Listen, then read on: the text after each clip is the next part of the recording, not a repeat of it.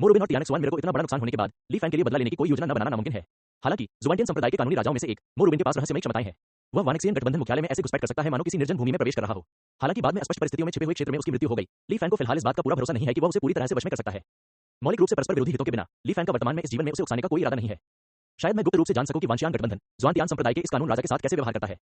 सामान्य ऐतिहासिक प्रक्षेपवक्र के अनुसार मोरोबिन को वांशियन गठबंधन द्वारा बिना जागृत हुए ही खोदकर निकाल लिया जाएगा। शायद वांशियन गठबंधन के भीतर जुआनटियान संप्रदाय के सदस्यों से निपटने के लिए विशेष तरीके हैं। पूर्व आक्रमण के तहत मोरोबिन वास्तव में प्रतिरोध करने की शक्ति खो सकता है। उस समय ली फैंग भविष्य की पीढ़ियों में मोरोबिन की नकल और व्यवहार कर सकते हैं। लेकिन अगर मोरोबिन 119वें युग की तरह सिर्फ दबे होने का दिखावा कर रहे हैं और वास्तव में घुसपैठ करने का अवसर ले रहे हैं, फिर जब तक ली फैंग उससे निपटने का कोई सटीक तरीका नहीं खोज लेता, तब तक वह मोरोबिन के साथ सक्रिय रूप से दुश्मनी नहीं करेगा। जहां तक टियानक्स 1 दर्पण का प्रश्न है, टियानक्स 1 मेरे के मूल स्रोत को लेकर यह पहले से ही अजय स्थिति में है। अब ली फैंग ने भी अपने आंतरिक मामलों में झांकने का एक तरीका हासिल कर लिया है। जो लाभ उठाता है उसे कोई परिणाम नहीं भुगतना पड़ता। ली फैंग ने जल्दी से अपने मन में सोचा, वांशियन गठबंधन विभिन्न संप्रदायों के खंडहरों में मोरोबिन की तलाश कर रहा है ताकि टियानक्स 1 मेरे को नियंत्रित करने का अंतिम तरीका खोजा जा सके। इसके पीछे मेरे कीपर्स की ओर से मौन प्रयास होना चाहिए। कांग फू हे इन दोनों से निपटना आसान नहीं है, लेकिन यह मेरा अवसर भी है। अपने विचारों के उफान के साथ ली फैंग वापस एक आभासी प्रकाश में परिवर्तित हो गया और अनंत दर्पण में प्रवेश कर गया। अंदर उन्होंने नियंत्रण को स्थिर करते हुए संरचना का निर्माण जारी रखा।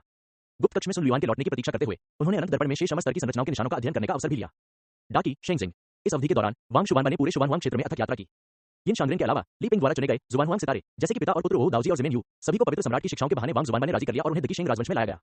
बेशक इस सूची में शामिल सभी लोग राजी नहीं हुए, कुछ ने निमंत्रण अस्वीकार कर दिया और कुछ ने तो वांग जुबानबा के अवतारों को भी मार डाला। वांग जुबानबा नाराज नहीं हुए, उन्होंने बस नाम नोट कर लिया और पवित्र सम्राट को सूचित कर दिया। फिर वह अगले व्यक्ति को आमंत्रित करने के लिए आगे बढ़ा। जुबानहुआंग सितारों के डाकी में पहुंचने के बाद उन्हें व्यक्तिगत रूप से ली पिंग द्वारा प्राप्त किया गया और यिन शांग्रेन की तरह पवित्र राजवंश में बसाया गया। उनमें से प्रत्येक का अपना अपना करियर था। उदाहरण के लिए ली पिंग ने ज़िमेन यू को पृथ्वी शिरा की शक्ति के अनुसंधान में मदद करने का वादा किया था। इसके अलावा ली पिंग ने पृथ्वी शिरा के प्राचीन वृक्ष के बारे में कुछ महत्वपूर्ण जानकारी भी दी। जहां तक ओह दाओजी का सवाल है, वह दाकी में नए शेंगजिंग के निर्माण के लिए जिम्मेदार होगा। भविष्य में पवित्र राजवंश द्वारा जीते गए प्रत्येक छोटे से छोटे विश्व के समग्र पुनर्निर्माण के लिए ओह दाओजी मुख्य योजनाकार के रूप में कार्य करेगा। इससे भी महत्वपूर्ण बात यह थी कि ली पिंग ने जल्दी ही जान लिया कि ओशोंग तियान के पास कुंतियान अस्थि हाथ और 10,000 मृत्युओं की पुस्तक है। इसके बाद उन्होंने ओशोंग तियान को अपना प्रत्यक्ष शिष्य बना लिया। ओशोंग तियान को ली पिंग से कोई द्वेष नहीं था। इसके अलावा पवित्र सम्राट द्वारा बताए गए साधना जगत के विभिन्न रोचक रहस्यों और गहन सिद्धांतों ने युवा ओशोंग तियान को गहराई से आकर्षित किया। इसलिए वह स्वेच्छा से शिष्य बन गया।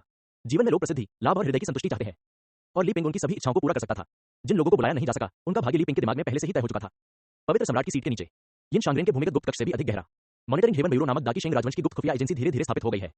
स्वर्गीय दाव महान संरचना के केंद्रीय नोड के रूप में संरचना के कवरेज के तहत छोटे संसारों के भीतर सभी मामलों को पूरी तरह से देखा जा सकता है। भविष्य का इंतजार है जब पवित्र राजवंश विजय का मार्ग खोलेगा और धीरे धीरे अन्य छोटे छोटे लोगों को अपने क्षेत्र में शामिल करेगा। मॉनिटरिंग हेवन ब्यूरो द्वारा उन पर भी कड़ी निगरानी रखी जाएगी। इसके अतिरिक्त ली पिंग की आशा के अनुसार मॉनिटरिंग हेवन का नाम सिर्फ उन छोटी दुनियाओं के लिए नहीं है, यहां तक कि जुबानहुआंग मुख्य क्षेत्र को भी इसमें शामिल किया जाना चाहिए। वुडे संप्रदाय का कागजी आदमी टियानक्स 1 मिरर, इनके आधार पर एक ठोस खुफिया प्रणाली का निर्माण करना कोई कठिन कार्य नहीं है। मॉनिटरिंग हेवन ब्यूरो के अंधेरे दुर्गों को व्यक्तिगत रूप से ली पिंग द्वारा चुना जाएगा। आकाश खुल रहा है, तारे उतर रहे हैं के कारण दुनिया में आए बदलावों ने दकी की छोटी दुनिया पर पहले ही प्रारंभिक प्रभाव दिखा दिया है। हाल ही में पवित्र राजवंश में जन्मे शिशुओं में से कई ने असाधारण क्षमताएं प्रदर्शित की हैं।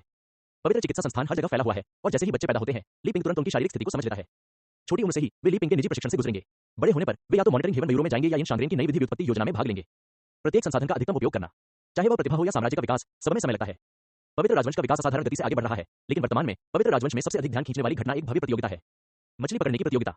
पवित्र सम्राट द्वारा व्यक्तिगत रूप से आदेशित यह आयोजन पूरे देश में किया जाता है और इसमें रुचि रखने वाला कोई भी व्यक्ति भाग ले सकता है, भले ही उसके पास मछली पकड़ने का पूर्व अनुभव हो या नहीं। विभिन्न क्षेत्रों के विजेता अंतिम प्रतियोगिता के लिए पवित्र राजधानी जाएंगे। उस समय पवित्र सम्राट भी प्रकट होंगे और लोगों के साथ आनंद में शामिल होंगे। शीर्ष 100 प्रतिभागियों को पर्याप्त पुरस्कार मिलेंगे, जो एक साधारण परिवार के लिए चिंतामुक्त जीवन सुनिश्चित करने के लिए पर्याप्त होंगे। इसके अलावा जो लोग प्रतियोगिता में असाधारण रूप से अच्छा प्रदर्शन करते हैं, उन्हें पवित्र सम्राट से अतिरिक्त अद्वितीय पुरस्कार मिलने की अफवाह है। यह खबर पिछले आधे महीने से प्रसारित हो रही है और इस पर प्रतिक्रिया देने वालों की संख्या अनगिनत है। यदि पूरे क्षेत्र में पवित्र राजवंश के साधकों की सहायता न होती, तो संभवतः नदियों की सभी मछलियां पकड़ ली जाती, जिससे एक अजीब स्थिति उत्पन्न हो जाती कि पकड़ने के लिए कोई मछली ही नहीं बचती।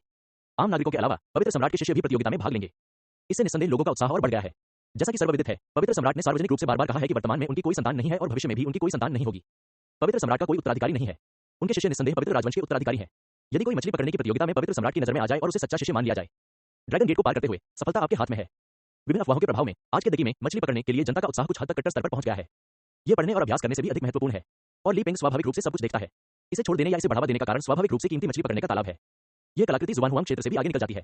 इसमें अनगिनत अवसर है, हो सकता है कि इसमें सेंध लगाने का कोई तरीका छिपा हो। ली पिंग शून्य लागत पर बड़ी संख्या में दिव्य खजाने प्राप्त करने का मौका नहीं छोड़ेंगे। इसमें से किसी गुप्त खजाने को यादृच्छिक रूप से प्राप्त करने से पवित्र राजवंश की शक्ति में अत्यधिक वृद्धि हो सकती है। इस अध्याय का अंत, अध्याय 1162, एक नया जुबानहुआंग क्षेत्र। मछली पकड़ने के तालाब से खजाना मिलने की संभावना साधना के स्तर से संबंधित नहीं है। यह मछली पकड़ने में ईमानदारी और मछली पकड़ने के सार को समझने पर ज्यादा निर्भर करता है। कोई व्यक्ति जितनी अधिक इच्छा रखता है, इच्छित लक्ष्य को पाने की संभावना उतनी ही कम होती है। संक्षेप में, यह रहस्यमय है और सामान्य मछली पकड़ने के समान है। पवित्र राजवंश मत्स्य पालन प्रतियोगिता के विजेताओं को मछली पकड़ने के तालाब में मछली पकड़ने के लिए नियुक्त किया जाएगा। इनमें से अधिकांश व्यक्तियों के पास केवल क्यूरी शोधन साधना है और अधिक से अधिक वे नवजात आत्मा क्षेत्र में हैं।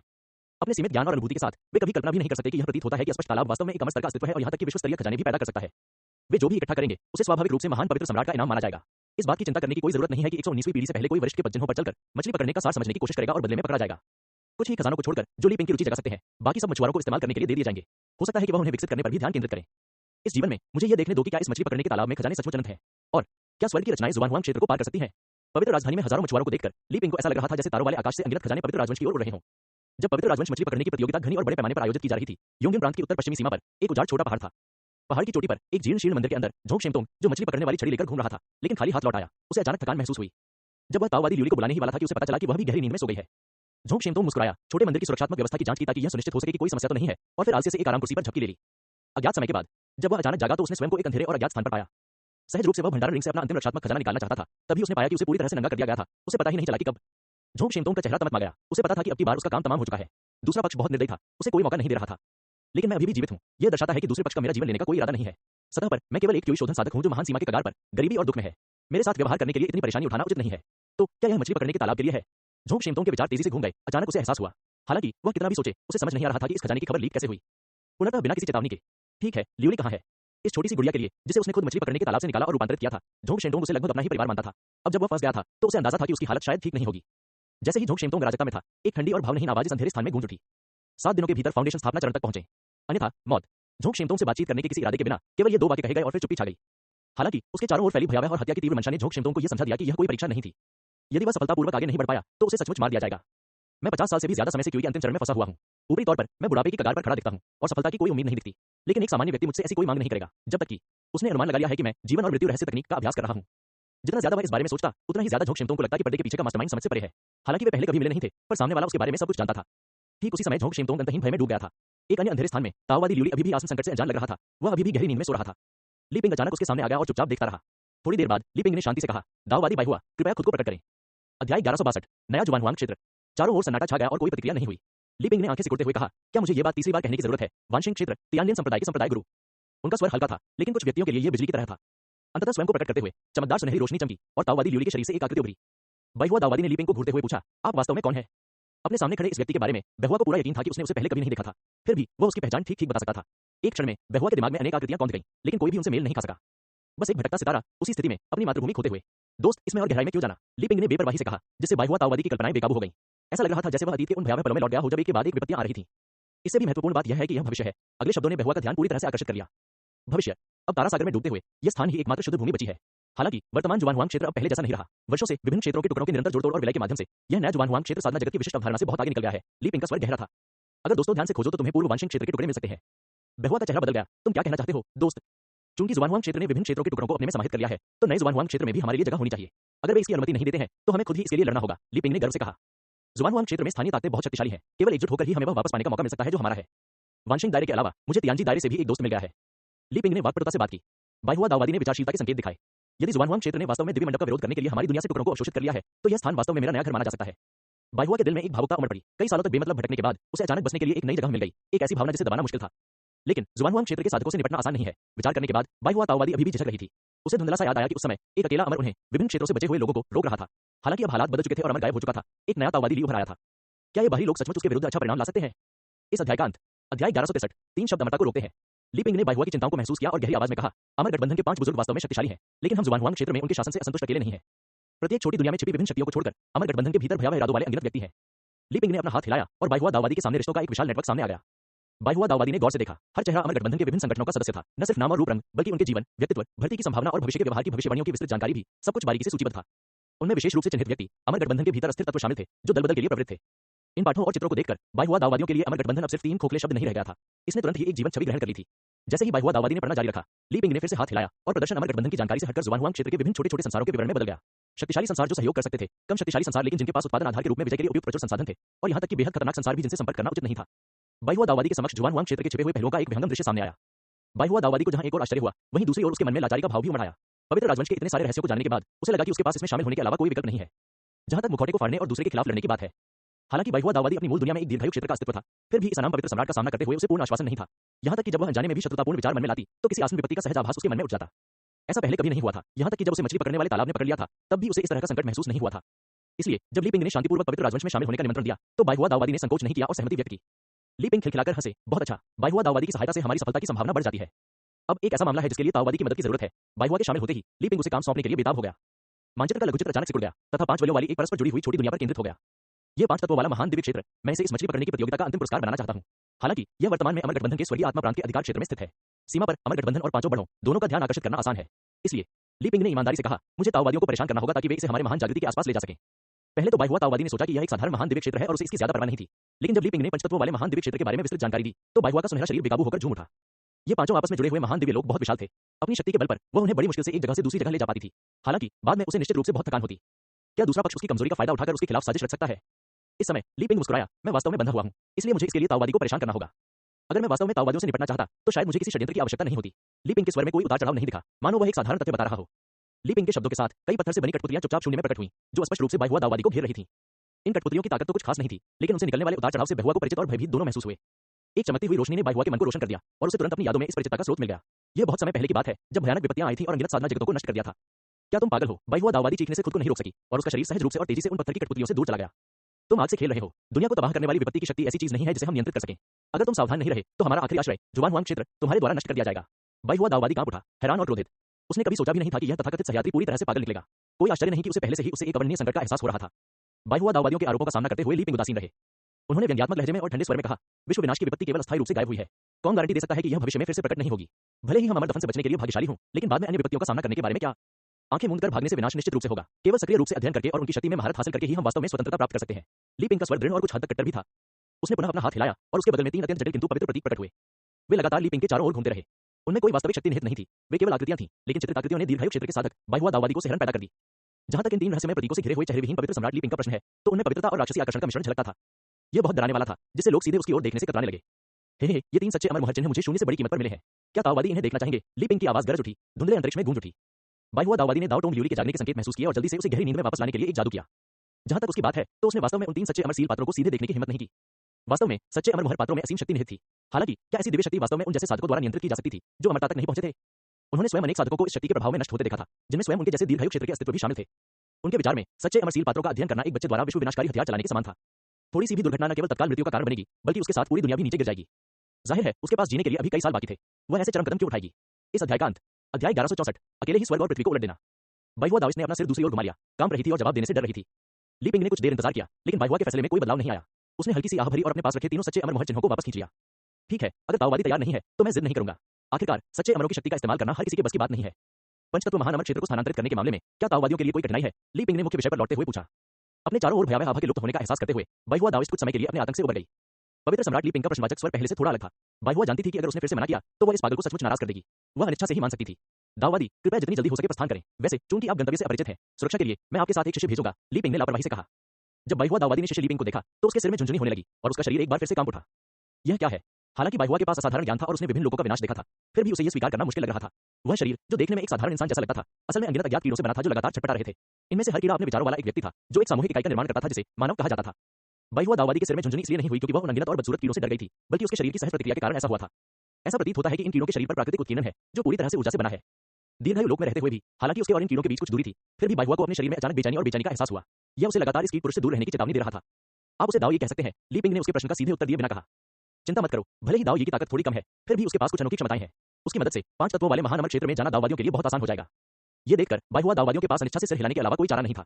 दाओ ये के नेतृत्व में वे सीधे तियानली झो की ओर चल पड़े। दूर से उन दोनों की आकृतियां देखकर ली पिंग को वास्तव में कुछ शब्दों के साथ दीर्घायु क्षेत्र को जीतने में ज्यादा खुशी महसूस नहीं हुई। मेरी अपनी शक्ति अभी भी पर्याप्त नहीं है, मैं केवल बाहरी साधनों का उपयोग करके ही डरा सकता हूं। यदि मैं स्रोत शक्ति का सार प्रकट कर पाता तो इतनी परेशानी की कोई आवश्यकता नहीं होती।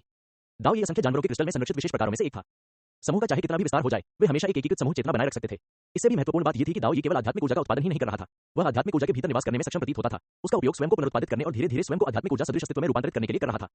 सामान्य परिस्थितियों में दाओ ये को जुआनहुआंग क्षेत्र के भीतर विकसित करना असंभव होगा। एक बार जब आध्यात्मिक ऊर्जा उत्परिवर्तन एक निश्चित स्तर से अधिक हो जाता है, तो यह अनिवार्य रूप से साधकों की सतर्कता को जागृत करता है और अमर गठबंधन को सूचित किया जाता है। यद्यपि इन कीड़ों से निपटना थोड़ा परेशानी भरा हो सकता है, लेकिन अमर गठबंधन के लिए इन कीड़ों को खत्म करना कोई मुश्किल काम नहीं था। हालांकि खोज से लेकर प्रबंधन तक एक निश्चित प्रतिक्रिया समय की आवश्यकता थी। पर्याप्त संख्या में आधारों के साथ जुआनहुआंग क्षेत्र में साधकों की प्रतिक्रिया से पहले जुआनहुआंग आध्यात्मिक ऊर्जा का व्यापक रूपांतरण प्राप्त करना संभव था। यह कदम जुआनहुआंग क्षेत्र के खिलाफ जवाबी हमले के लिए ली पिंग द्वारा तैयार किया गया एक कठोर उपाय था। जब आध्यात्मिक ऊर्जा ने आत्म जागरूकता और मित्र तथा शत्रु के बीच अंतर करने की क्षमता प्राप्त कर ली। अध्याय 1164, एक ही हाथ से स्वर्ग को जीतना। संयुक्त क्षेत्र संघ साधकों और वांशियान लीग साधकों के बीच लड़ाई में लाभ भारी रूप से पूर्व के पक्ष में प्रतीत हुआ। आकाश और पृथ्वी में परिवर्तन का आह्वान करने का साहस करो। इस जुआनहुआंग राज्य का आभामंडल बहुत पतित है, अब उन्हें कठोर सबक सिखाने का समय आ गया है। ली फैन के प्रतिरूप के रूप में पवित्र सम्राट ली पिंग से उसकी वास्तविक आत्मा के बारे में यादें छीन ली गई थीं। अपनी संज्ञानात्मक जागरूकता में वह चेतना थे जो विनाश के संकट के तहत आत्म विनाश से जुआनहुआंग क्षेत्र को बचाना चाहते थे, जो कि एक आकस्मिक परिस्थितियों का परिणाम था। तथाकथित स्वर्ग का चुना हुआ व्यक्ति, वह जुआनहुआंग राज्य के अधिकांश रहस्यों से अच्छी तरह वाकिफ था। उसने अपने विनाश के अनगिनत भविष्यों का भी पूर्वानुमान लगा लिया था। उनका अंतिम लक्ष्य दुनिया को बदलना और वानक्सियन लीग के भ्रष्ट शासन से जुआनहुआंग क्षेत्र को मुक्त कराना था। पवित्र सम्राट ली पिंग का दृढ़ विश्वास था कि इस लक्ष्य को प्राप्त करना अब ज्यादा दूर नहीं है। दाकी के पहले मछली पकड़ने के टूर्नामेंट का आधिकारिक तौर पर अंतिम दौर शुरू हो गया। 10 उत्कृष्ट प्रतिभागी पवित्र सम्राट के समक्ष व्यक्तिगत रूप से अपने मछली पकड़ने के कौशल का प्रदर्शन करेंगे। मूलतः पवित्र सम्राट के सभी 3 शिष्यों ने भाग लिया, लेकिन अंततः केवल वांग जुआनबा, जिनकी मानसिकता सरल थी, अंतिम दौर में आगे बढ़े।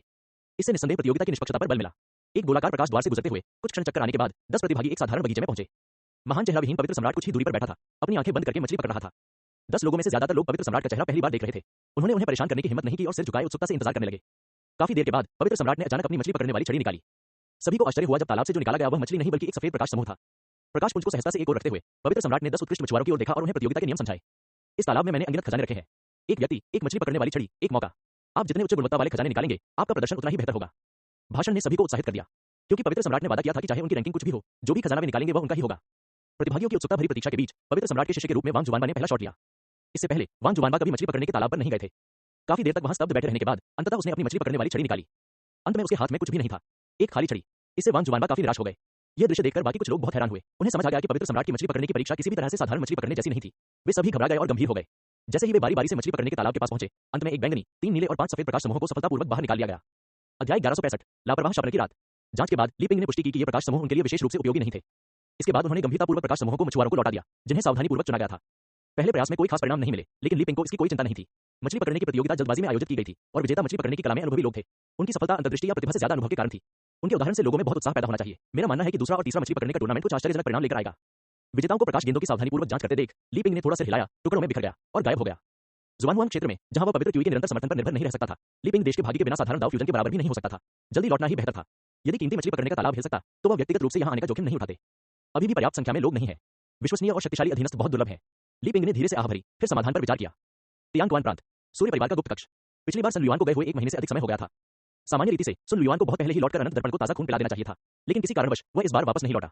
एक दिन जब वह अनंत दर्पण में शेष संरचनाओं के अनुसंधान में तल्लीन था, ली फैन की दिव्य इंद्रिय ने अचानक गुप्त कक्ष में सुरक्षात्मक सन्नी के स्पर्श के निशान को महसूस किया। निरीक्षण करने पर वह चुपचाप मुस्कुराए बिना नहीं रह सके। पता चला कि वू निंगलू किसी तरह भूमिगत गुप्त कक्ष का प्रवेश द्वार खोजने में कामयाब हो गया। इस समय वह गुप्त कक्ष में घुसपैठ करने का प्रयास कर रही थी।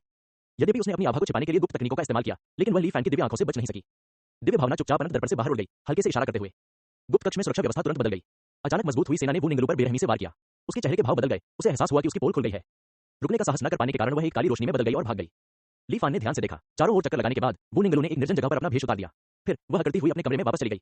यह सचमुच मूर्खतापूर्ण था कि भाग्य को लेकर चिंतित रहा और तुरंत सूर्य परिवार से बचकर नहीं निकला। हे यह सचमुच बेवकूफी है, सन परिवार का सदस्य होने पर भरोसा करना और लापरवाही से काम करना। लेकिन इससे मुझे कोई फर्क नहीं पड़ता। मुझे विश्वास है कि जब सन लुआन वापस आएगा तो मैं अनंत दर्पण को नियंत्रित कर सकूंगा और दर्पण को नियंत्रित करने वाले एफ से मिल सकूंगा। ली फैन की भविष्यवाणी गलत नहीं थी। 7 दिन बाद सुन लुआन गंभीर भाव के साथ भूमिगत गुप्त कक्ष में लौट आया। इस समय उसे सुरक्षा घेरे में किसी के घुसपैठ के निशान भी दिखाई दिए।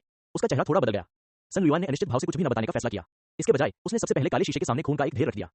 ली फैन को सुन लुआन के दिल में अनियंत्रित इच्छा का आभास हुआ। एक ठंडी खराट के साथ उसने अपनी सहज इच्छा को दबा दिया। ऐसा इसलिए था क्योंकि अनंत दर्पण को उसने परिष्कृत किया था। सूर्य परिवार के वंश का उपयोग करके किया गया बलिदानात्मक शोधन अनंत दर्पण पर उसके नियंत्रण को ही प्रभावित करेगा। वह उन्हें अपनी मनमानी कैसे करने दे सकता था, लेकिन किसी भी खामी को उजागर होने से बचाने के लिए उसने सुन लुआन को थोड़ा नाटक करने दिया। रक्त द्रव्यमान को निगलने के बाद सुन लुआन धीरे धीरे प्रकट हुआ। भाई, अब मैं बहुत बेहतर हूं, उसने निष्ठाहीनता से कहा। अपने बड़े भाई को धोखा देने के लिए दोषी महसूस करते हुए सुन लुआन केवल अपने बड़े भाई को इस भयानक अस्तित्व के जाल में फंसते हुए देख सकता था। कोई चेतावनी देने में असमर्थ था। अध्याय 1166 लापरवाही योजनाएं। उस बूढ़े की मांगे दिन ब दिन बेतुकी होती जा रही है। हमने उसे कुछ समय पहले ही महत्वपूर्ण जानकारी दी थी, फिर भी वह अभी तक संतुष्ट नहीं है। सुन लुआन ने सुन लुआओ की धुंधली आकृति को देखते हुए कहा। उसकी आंखों में कोमलता की एक झलक दिखाई दी, लेकिन फिर उसने नाराजगी से बात की। इस बार अनुरोध और भी ज्यादा अपमानजनक है। वह चाहता है कि हम तियानक्सुआन मिरर के मानव अवतार की जासूसी करें। यह सिर्फ एक अवास्तविक अनुमान है और वह चाहता है कि हम खून की कीमत पर लगातार ऐसा करने की कोशिश करते रहें। बूढ़ा चोर। सुन लुआन ने अपनी मुट्ठी से जमीन पर जोर से प्रहार किया। बाहरी लोगों के लिए वह सूर्य परिवार का प्रतिष्ठित मुखिया था, संरक्षक मंडल में एक महत्वपूर्ण पद पर आसीन, उच्च पद और अधिकार के साथ। लेकिन अमर गठबंधन के सच्चे शासकों की नजर में वह कुत्ते के बराबर भी नहीं था। पूरे सूर्य परिवार के अस्तित्व को सुनिश्चित करने के लिए उसे अपनी सारी गरिमा त्यागते हुए झुकना और घुटने टेकने पड़े। कानून के पालनकर्ता और दर्पण रक्षक हमेशा उच्च और शक्तिशाली क्यों रहें, चाहे हम कितनी भी कोशिश कर लें, हम केवल उनके कुत्ते ही बन सकते हैं। क्या कभी भी स्थिति बदलने की कोई उम्मीद नहीं है? उसके सीने में निराशा की भावना पैदा हो गई और गुस्से में सन लुआन के मन में अचानक एक ऐसा विचार आया जिसके बारे में सोचने की उसने पहले कभी हिम्मत नहीं की थी। हालांकि उन्हें जल्दी ही अपनी प्रतिक्रिया का एहसास हो गया। वह अपने ही विचार से चौंक गया और उसे तुरंत दबा दिया, अपने मन में गहरे दबा लिया। उसने अपने प्यारे भाई को, जो अब आत्मा बन चुका था और उसका सबसे करीबी था, यह बात बताने की भी हिम्मत नहीं की, क्योंकि वह गहराई से समझता था कि अमर गठबंधन के शासकों की शैली के अनुसार अगर उन्हें उसके विचार पता चल गए तो अगले दिन पूरे अमर गठबंधन को सूर्य परिवार के अस्तित्व का कोई सबूत नहीं मिलेगा। वे दुनिया से पूरी तरह गायब हो जाएंगे। हालांकि ऐसा प्रतीत होता है कि उन्होंने भाईचारे के रिश्ते के प्रभाव को कम करके आंका। भाई, तियानक्सुआन मिरर पर जासूसी करने के अपने आखिरी प्रयास के दौरान मैंने वास्तव में कुछ दिलचस्प खोज की, सुन लुआओ ने अचानक कहा। सुन लुआन थोड़ा स्तब्ध था, अपने भाई को गंभीर भाव से देख रहा था। विभिन्न सुरागों के माध्यम से तियानक्सुआन मिरर ने जुआनहुआंग क्षेत्र में एक छिपी हुई शक्ति के निशान का पता लगाया है। यह शक्ति वर्तमान में छिपी हुई है, लेकिन यह भविष्य में अमर गठबंधन के खिलाफ विद्रोह कर सकती है, सुन लुआओ ने धीरे से कहा। विद्रोह? सुन लुआन ने सिर हिलाया। उसने सोचा भी नहीं था कि विशाल जुआनहुआंग साम्राज्य में अमर गठबंधन के शासन को हिला देने वाली कोई चीज हो सकती है। लेकिन उसके छोटे भाई सुन लुआओ ने जो कहा उससे उसका दिल धड़क उठा। तियानक्सुआन मिरर की भविष्यवाणी के अनुसार यह बल अमर गठबंधन को बहुत नुकसान पहुंचा सकता है। क्या यह सच है? सन लुआन हिल गया और उसके दिमाग में जो पहला विचार आया वह था कि वह इस भारी जानकारी को तुरंत मिरर कीपर एफ को रिपोर्ट करे, बदले में उसे कुछ मिलेगा। हालांकि जब उसने अपने भाई द्वारा भेजी गई जानकारी को ध्यान से पढ़ा तो वह मन ही मन चौंक गया और उसके कानों में सुन लुयाओ की मधुर आवाज गूंज उठी। भाई, मुझे बहुत दर्द हो रहा है। अगर ऐसा ही चलता रहा तो शायद मैं ज्यादा दिन तक जीवित नहीं रह पाऊंगा और मेरा शरीर और आत्मा नष्ट हो जाएंगे। आखिरकार जीवन भर कुत्ता बने रहना तो कुत्ता ही है। यहाँ तक कि मनुष्य भी कुछ शब्द चिल्लाने का साहस कर सकते हैं, जैसे कि सम्राटों की बारी है, इस वर्ष मेरी बारी है। उसके भाई की बड़बड़ाहट एक मोहन राक्षसी ध्वनि की तरह सुन लुयान के कानों को घेर रही थी। भाई की बातों से प्रभावित होकर जो विचार उसने अपने मन में दबा रखा था वह फिर से अनियंत्रित होकर फूट पड़ा। पवित्र राजवंश का भव्य उद्घाटन। सुन लुयान ने आंखें सिकोड़कर अपने हाथों में मौजूद जानकारी की पुनः जांच की। इस अध्याय का अंत। प्रकाशित। यह राजवंश उन नश्वर लोगों द्वारा बनाया गया है जिन्हें छोटी दुनिया में निष्कासित कर दिया गया था। इसके पीछे अज्ञात शक्ति का हाथ हो सकता है और सभ्यता के विकास की गति पूरी तरह से अनुचित है। शायद यह उन लोगों से संबंधित है जो महान आपदा और अमर दाव के 10 संप्रदायों के प्रस्थान से पहले जुआनहुआंग क्षेत्र से बच निकले थे। प्रारंभिक निर्णय के बाद अमर गठबंधन के भीतर महत्वपूर्ण सदस्यों की घुसपैठ की संभावना से इंकार नहीं किया जा सकता है। सुन लुयान ने पाठ के इन अंशों की सावधानीपूर्वक जांच की। उसकी भौहें सिकुड़ गईं। पवित्र राजवंश का भव्य उद्घाटन अत्यंत रहस्यमय था और यह अभी तक ज्ञात नहीं था कि यह किस छोटी सी दुनिया में छिपा था। तियानक्सुआन दर्पण ने केवल जुआनहुआंग क्षेत्र में पवित्र राजवंश के भव्य उद्घाटन कर्मियों की गतिविधियों के आधार पर इसकी अनुमानित शक्ति का आकलन किया। यह अफसोस की बात है कि मैं तियानक्सुआन मिरर के पूरे तर्क को नहीं पकड़ सका, केवल जानकारी के बिखरे हुए टुकड़े ही मिल पाए। सुन लुयान को अफसोस हुआ। हालांकि उसे तियानक्सुआन दर्पण के निर्णय पर पूरा भरोसा था। अमर गठबंधन के संचालन की नींव के रूप में तियानक्सुआन दर्पण को लगातार अकल्पनीय मात्रा में आंकड़े प्राप्त होते रहते थे। अगर यह कोई साधक होता या अनंत जीवन क्षेत्र में कोई अस्तित्व होता तो एक साथ इतने सारे आंकड़ों को संभालना संभवतः एक बाधा उत्पन्न कर सकता था। हालांकि तियानक्सुआन दर्पण न केवल सब कुछ त्रुटिहीन ढंग से प्रबंधित करता था बल्कि अपने पास मौजूद जानकारी के आधार पर कुछ हद तक भविष्यवाणियां भी कर सकता था। हालांकि इन अप्रत्याशित घटनाओं के लिए स्वयं के अलावा तियानक्सुआन मिरर कोई सलाह नहीं दे सकता था या कोई उपाय नहीं कर सकता था। सुन लुयान शुरू में इस बात से बहुत उलझन में था। हालांकि मिरर कीपर से बातचीत के दौरान उसे रहस्य समझ में आ गया। अमर गठबंधन लोगों द्वारा संचालित होता है, दर्पणों द्वारा नहीं। भले ही यह चमत्कारी हो, यह सिर्फ एक वस्तु है। अगर यह हमारी सहमति के बिना कई फैसले ले सकता है तो हम कहां रह जाएंगे। अगर ऐसी मिसाल कायम हो जाए तो क्या अमर गठबंधन में अराजकता नहीं फैल जाएगी। दर्पण रक्षक एफ ने समझाया। जहां तक इस बात का सवाल है कि इसके निर्णयों पर भी आसानी से भरोसा नहीं किया जा सकता। मिरर कीपर एफ काफी देर तक चुप रहा और बोला, जुआनहुआंग क्षेत्र में कोई बड़ी उथल-पुथल नहीं होगी। चाहे कुछ भी हो जाए, इससे हमारी स्थिति पर कोई असर नहीं पड़ेगा। तियानक्सुआन मिरर का निर्णय विशुद्ध रूप से एक तर्कसंगत अनुमान है। बहुत समय पहले हमने अमर गठबंधन को बेहतर ढंग से प्रबंधित करने के लिए तियानक्सुआन मिरर की क्षमताओं का अधिक उपयोग करने का भी प्रयास किया था। हालांकि मिरर कीपर एफ ने रुककर कहा, हे इसने हमें असल में कुछ आइडिया सुझाए थे। आइए हम ईमानदारी से एक वस्तु बने। सुन लुयान समझ गया कि अमर गठबंधन के असली शासकों का समूह तियानक्सुआन दर्पण को कभी भी अपने से आगे नहीं बढ़ने देगा। वे हमेशा अपने हाथों में सत्ता को मजबूती से नियंत्रित रखेंगे। इसके अलावा तियानक्सुआन दर्पण अंततः एक वस्तु थी और क्या उस पर पूरी तरह से भरोसा किया जा सकता था, यह अभी भी अज्ञात था। काफी देर तक सोचने के बाद सुन लुयान, जिसके मन में शुरू में बेचैनी भरे विचार थे, शांत हो गया। अमर गठबंधन इतने सालों से शासन कर रहा है, गहरी जड़ें जमाए हुए और अकल्पनीय रूप से गहरा। सर्वोच्च कानून रक्षक भी सब कुछ दबा रहा है, इसे हिलाना कितना आसान है। सुन लुयान ने मन ही मन सोचा। उस विचार पर अविश्वसनीय महसूस कर रहा था जो अभी अभी उसके मन में आया था। हालांकि कुछ भी पूर्ण नहीं है। अमर गठबंधन के दैनिक कार्यों में देखी गई विभिन्न चीजों को याद करते हुए अनजाने में उसका आत्मविश्वास डगमगा गया। आइए अभी देखते हैं पवित्र राजवंश का भव्य उद्घाटन। यदि यह वास्तव में गति पकड़ लेता है तो निर्णय लेने में देर नहीं होगी। आखिरकार परिवार के मुखिया के रूप में हर कदम और हर कार्य सैकड़ों लोगों के जीवन को प्रभावित करता है और सावधानी बरतना आवश्यक था। इस जानकारी को अपने दिमाग में गहराई से दबाते हुए सुन लुयान ने अपने भाई की स्थिति पर ध्यान केंद्रित करना शुरू कर दिया। अपने भाई की पीड़ा के हालिया प्रदर्शन ने सुन लुयान को सचमुच चिंतित कर दिया। इस समय ऐसा लग रहा था कि सुन लुयाओ अंतहीन पीड़ा से धीरे धीरे उबर रहा था। भाई, मैं ठीक हूं। आपके लिए, सन परिवार के लिए मैं थोड़ी देर और रुक सकता हूं, सन लुयाओ ने कड़वी मुस्कान के साथ कहा। सुन लुयान का दिल कांप उठा। हजारों शब्द कहने के बावजूद वह बस चुप ही रह सका। वैसे भाई, तुमने अभी बताया कि इस बार लॉर्ड एफ का काम तियानक्सुआन मिरर के मानव अवतार को ढूंढना है। क्या हो रहा है? भूमिगत कक्ष में सन्नाटा तोड़ते हुए सुन लुयाओ ने पूछा। तभी सुन लुयान ने बताया, लॉर्ड एफ को पता चला है कि एक और मिरर कीपर कैंग गुप्त रूप से कुछ योजना बना रहा है। कैंग मिरर कीपरों के बीच कट्टरपंथी गुट से संबंधित है और उसने हमेशा तियानक्सुआन मिरर के खिलाफ सख्त उपायों की वकालत की है। लेकिन हाल ही में उसका रवैया डगमगा गया है। अध्याय 1167 दर्पण प्राणियों के बीच संघर्ष।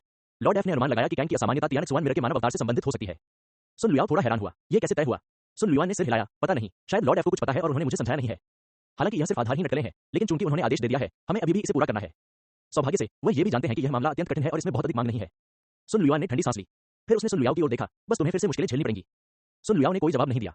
एक क्षण बाद उसने धीरे से कहा, चलो शुरू करते हैं, जब तक मैं ठीक हूं। सुन लुयान के चेहरे पर उलझन थी। उसने सिर हिलाया और अपनी जेब से एक छोटा सा तियानक्सुआन मिरर निकाला। दूर से असीम काले दर्पण का सामना करना।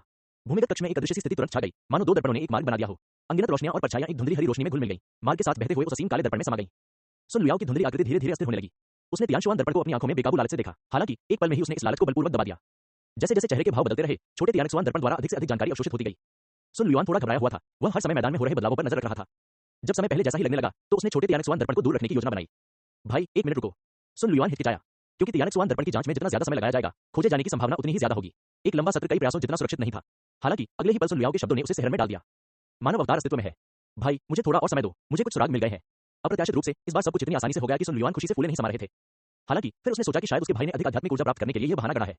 आखिरकार उसने पहले भी ऐसी ही चीजें की थी। मुझ पर भरोसा करो भाई। जैविक भाइयों के बीच टेलीपैथिक संबंध ने सन लुयाओ को सन लुयान के संदेह को दूर करने की पहल करने के लिए प्रेरित किया। सन लुयान ने अपने दांत पीस लिए और अंततः छोटे तियानक्सुआन दर्पण को दूर नहीं रखा। अगले अध्याय में लगभग 20 मिनट बाद। अध्याय 1167 रहस्यमय उत्पत्ति की आदिम आत्मा सरणी। जैसे जैसे समय बीतता गया, सुन लुयान के माथे से ठंडा पसीना टपकने लगा। उसका छोटा भाई सुन लुयाओ अपनी इच्छाओं को नियंत्रित करते हुए तेजी से तियानक्सुआन मिरर के अवतार के बारे में जानकारी खोज रहा था। काम नहीं कर रहा। यह देखकर कि सुन लुयाओ ने रुकने का कोई संकेत नहीं दिखाया, सुन लुयान की आंखों में एक दृढ़ निश्चय नजर आई और एक पल में उसने छोटे तियानक्सुआन दर्पण को दूर रख दिया। अचानक उपभोग्य वस्तु खो जाने पर सुन लुयाओ हमेशा की तरह हिंसक हो गया। पर्याप्त नहीं, मुझे और चाहिए। भाई, मुझे बचाओ। अंततः सन लुयान के रक्त पर भरोसा करते हुए उनकी भावनाएं धीरे धीरे स्थिर हो गईं। किसी ऐसे व्यक्ति की तरह जिसने बहुत बड़ा आघात झेला हो, मर गया हो और फिर पुनर्जीवित हो गया हो। सुन लुयाओ की आभासी छवि पहले से भी कमजोर लग रही थी। कमजोर और शक्तिहीन होकर उसने आह भरी, भाई तुम बहुत जल्दबाजी में थे, बस थोड़ा सा ज्यादा था। खुद पर विश्वास करो, आजादी की तलाश करो। तियानक सुआन मिरर तो बहुत पहले ही एक अवतार में विभाजित हो चुका है, अमर गठबंधन के नियंत्रण से बचकर एक अलग तरह की उत्कृष्टता की तलाश में। सुन लुयान को अविश्वास हुआ। हालांकि डेटा में प्रदर्शित एक अन्य जानकारी ने उनके मन को झकझोर दिया और वे तुरंत अपना संयम खो बैठे।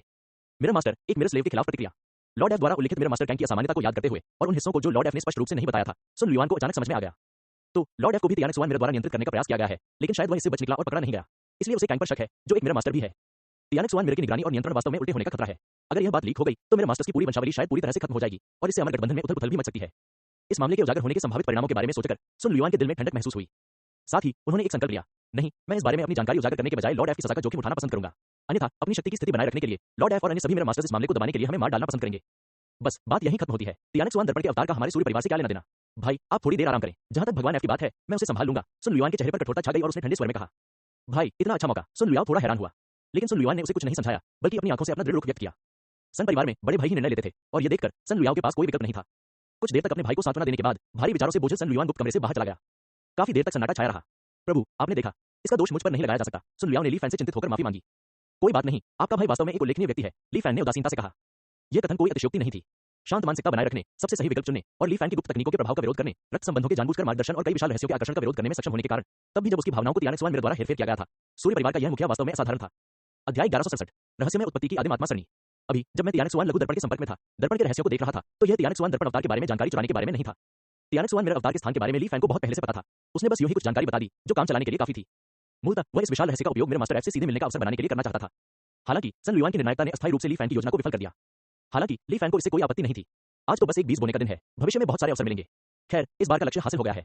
ली फैन ने वास्तविक जानकारी की जांच की जो कि अनंत दर्पण द्वारा चुराई गई थी। आदिम आत्मा समूह, शून्य में पृथ्वी, अग्नि, जल, वायु की स्थापना, स्वर्ग और पृथ्वी को खोलना और विश्व का पुनः निर्माण करना। ऐसी शक्ति मिथकों के देवताओं से लगभग अप्रभेद्य है। सचमुच अमर परिवार की व्यवस्था आकर्षक है। हाँ, इस बार ली फैन ने अनंत दर्पण को नियंत्रित किया और तियानक सुआन दर्पण से अमर स्तर की सरणियों के बारे में कुछ विचारों की एक झलक चुरा ली। ये विचार कई बार प्रकट हुए, जिनमें तियानक सुआन दर्पण का अनिच्छा से बंद जाना और मुक्त होने के तरीकों के बारे में सोचना, अमर क्षेत्र में बिताए गए गौरवशाली वर्षों को याद करना या जुबानहुआंग क्षेत्र के विनाश के संकट से निपटने के बारे में सोचना शामिल था। लेकिन यह इन तक ही सीमित नहीं था। सृजन की शक्ति से युक्त यह भव्य व्यूह 9 विभिन्न अमर स्तरीय व्यूहों से निर्मित है। उस वर्ष के अमर क्षेत्र में भी यह अत्यंत शक्तिशाली था और बहुत कम लोग थे जो इसे स्थापित कर सकते थे। जुबानजी, वानलैंग गुइशु, हुआंगलो, जुशी शेंगहुआ और अनंत दर्पण की शक्ति स्रोत के तियानक सुआन, वुलियांग, होंगमक जियानफेंग में झांकने की क्षमता जिसे ली फैन पहले से जानता था, वे सभी इस आदिम आत्मा सरणी का हिस्सा थे। जुबानजी और वानलैंग गुइशु सरणी के भीतर सब कुछ डेटा में बदल सकती है और इच्छानुसार इसे बदल सकती है। हुआंगलो और जुशी शेंगहुआ सरणी शून्य में पतली हवा से चीजें बना सकती है। और वुलियांग और होंगमेंग जियानफेंग व्यू रचना एक छोटे से स्थान में स्वतः ही विश्व के रहस्यों का विश्लेषण करती है तथा आदिम आत्मा व्यू रचना के लिए एक ठोस आधार तैयार करती है। तियानक सुआन दर्पण से आए क्षणिक विचारों के माध्यम से ली फैन को पता चला कि अमर लोक में ऐसी धारणा है, दुनिया का कोई भी हिस्सा पूरी तरह से दुनिया जैसा ही है। दूसरे शब्दों में, दुनिया के सभी रहस्य दुनिया की किसी भी वस्तु के माध्यम से उजागर हो सकते हैं। सभी जादुई शक्तियों और तकनीकों को जमीन पर पड़े सबसे साधारण पत्थर से भी समझा जा सकता है। अगर किसी ने ली फैन से पहले यह कहा होता तो उसे लगता कि यह बकवास है। लेकिन अगर यह तियानक सुआन मिरर की यादों और अमर क्षेत्र में आम सहमति से आया है, ली फैन को इस बारे में गहराई से सोचना पड़ा। हालांकि सांसारिकता से परे अनुभूति के नियमों को समझना स्पष्ट रूप से कुछ ऐसा नहीं था जिसे वह समझ सके। काफी देर तक सोचने के बाद ली फैन केवल अपना सिर थोड़ा हिला सका और दृढ़ता से इसे याद कर सका। अपने होश में आने के बाद अनंत दर्पण में बचे हुए सरणी के निशान और तियानक सुआन दर्पण में आदिम आत्मा सरणी के स्पष्ट स्मृति टुकड़ों के आधार पर ली फैन ने अंत विघटनकारी डिस्क का उपयोग करके वुलियांग, होंगमक जियानफेंग सरणी को प्राप्त करने की कोशिश शुरू कर दी। यदि सरणी पूरी हो तो यह अनंत दर्पण न केवल तियानक सुआन दर्पण में झांक सकता है, मुझे डर है कि यह इस जुबानहुआंग क्षेत्र में सब कुछ का विश्लेषण कर सकता है, यहां तक कि वह अमर खजाना मछली पकड़ने वाला तालाब भी। इस अध्याय का अंत। कुछ देर तक विचार करने के बाद ली फैन अपने सिर को हिलाने से खुद को नहीं रोक सका और अपनी कल्पनाओं से जाग गया। अगर ली फैन के पास मछली पकड़ने के तालाब का विश्लेषण करने की क्षमता भी होती तो भी वह आसानी से कोई कदम नहीं उठाता। सीनियर स्टोन टैबलेट को बेवजह निकाले जाने का भयावह दृश्य अभी भी उसके जहन में ताजा था। ली फैन क्षणिक लाभ के लिए वही गलतियां कैसे दोहरा सकता था? 119वें जीवन से प्राप्त सबक के साथ वह कभी भी सच्चे अमर स्तर के प्राणियों को सक्रिय रूप से नहीं उकसाएगा जब तक कि वह उनसे सीधे सामना करने में सक्षम न हो। खैर, मछली पकड़ने के तालाब में धीरे धीरे और लगातार मछली पकड़ने से ही खजाना मिल सकता था। इसमें थोड़ा ज्यादा समय लग सकता था, लेकिन समय की कमी उसके लिए सबसे कम थी। यदि अनंत, विशाल और धुंधली दृष्टि सरणी प्राप्त हो जाए तो शायद मैं इसकी प्रभावशीलता का परीक्षण करने के लिए प्रतिकृति जादुई दर्पण का उपयोग कर सकता हूं। ली फैन ने अपने क्लोन की स्थिति पर नजर डाली और चुपचाप विचार किया। रेप्लिका मैजिक मिरर अंतरिक्ष में समय अपना अर्थ खोता हुआ प्रतीत हो रहा था। हर दिन बस उस जादुई गेंद का निरंतर घूमता हुआ दृश्य ही दिखाई देता था। जादुई छोटी डोली धीरे धीरे ली फैन के डर के अनुकूल हो गई थी और कुछ हद तक निडर भी हो गई थी। अगर वहां 2 और हेदाव रक्षक मौजूद न होते तो ली फैन उसे अपने हथकंडे जरूर दिखा देती। हालांकि इस समय बहुत अधिक अहंकारी होना उचित नहीं था, इसलिए उसे कुछ समय तक सहन करना पड़ा। वरिष्ठ सूर्य, समय को देखते हुए अगले कुछ दिनों में एक विधि प्रेषक का आगमन होना चाहिए। हमें तब सावधान रहने की आवश्यकता है। ठीक उसी समय जब ली फैन का ध्यान अधिकतर अनंत सरणी की व्युत्पत्ति पर केंद्रित था, फ्लावर मून नाइट को अचानक कुछ याद आया और उसने ध्वनि संचरण के माध्यम से उसे याद दिलाया। पिछले निर्देशों में कानून प्रसारकों द्वारा नियमित निरीक्षण के बारे में जरूर कुछ लिखा था, इसलिए ली फैन को कोई आश्चर्य नहीं हुआ और उसने समझकर सिर हिला दिया। कानून संवाहक द्वारा निरीक्षण पूरा करने के बाद कम्युनियन ज़ेड पट्टिका का उपयोग पुनः शुरू किया जाना चाहिए। उस समय हमारा स्थान अधिक जीवंत हो जाना चाहिए। जो लोग साधना तकनीकों की व्युत्पत्ति में सहायता लेने के लिए यहां आते हैं, उनकी या तो कोई प्रतिष्ठित पारिवारिक पृष्ठभूमि होती है या असाधारण भाग्य। वे भविष्य में निश्चित रूप से असाधारण उपलब्धियां प्राप्त करेंगे। अपना काम अच्छी तरह से करने के आधार पर हम सद्भावना के लिए भी जगह छोड़ सकते हैं। शायद 100 साल बाद जब हम बाहर जाएं तो हम इन संबंधों का उपयोग कर सकें। फ्लावर मून नाइट ने विनम्रतापूर्वक सुझाव दिया।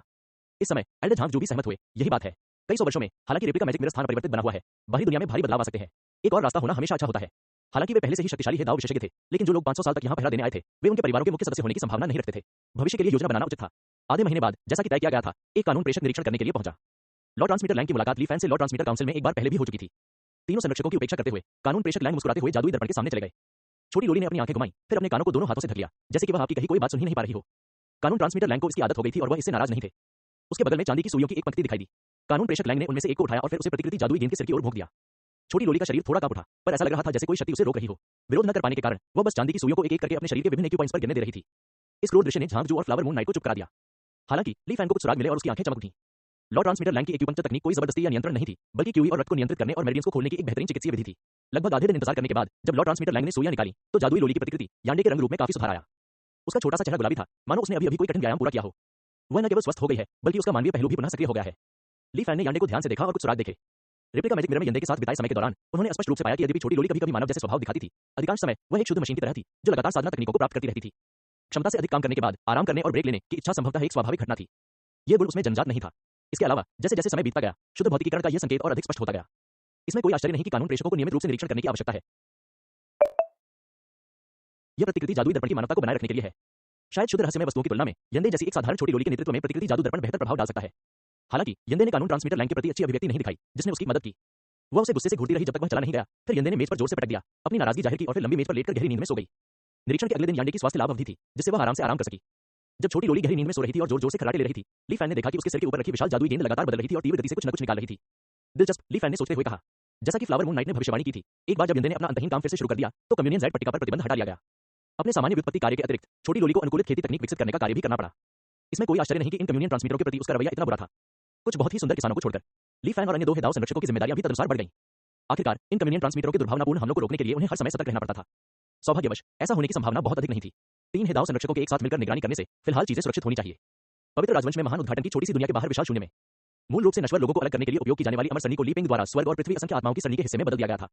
ली पिंग ने विशेष रूप से बाउंड्री क्लिकिंग वेल के एक समूह को पालतू बनाया और उसका प्रजनन कराया, ताकि ग्रेट ओपनिंग स्मॉल वर्ल्ड के चारों ओर रिक्त स्थान को खोला जा सके, जो एक प्राकृतिक सुरक्षात्मक बफर के रूप में कार्य करता है। इस क्षण एक समय खाली और अंधेरे शून्य में एक विशाल वस्तु छिपी हुई थी, जो महान खुले छोटे संसार से 100 गुना बड़ी थी। यह 5 तत्वों का भव्य दिव्य क्षेत्र था।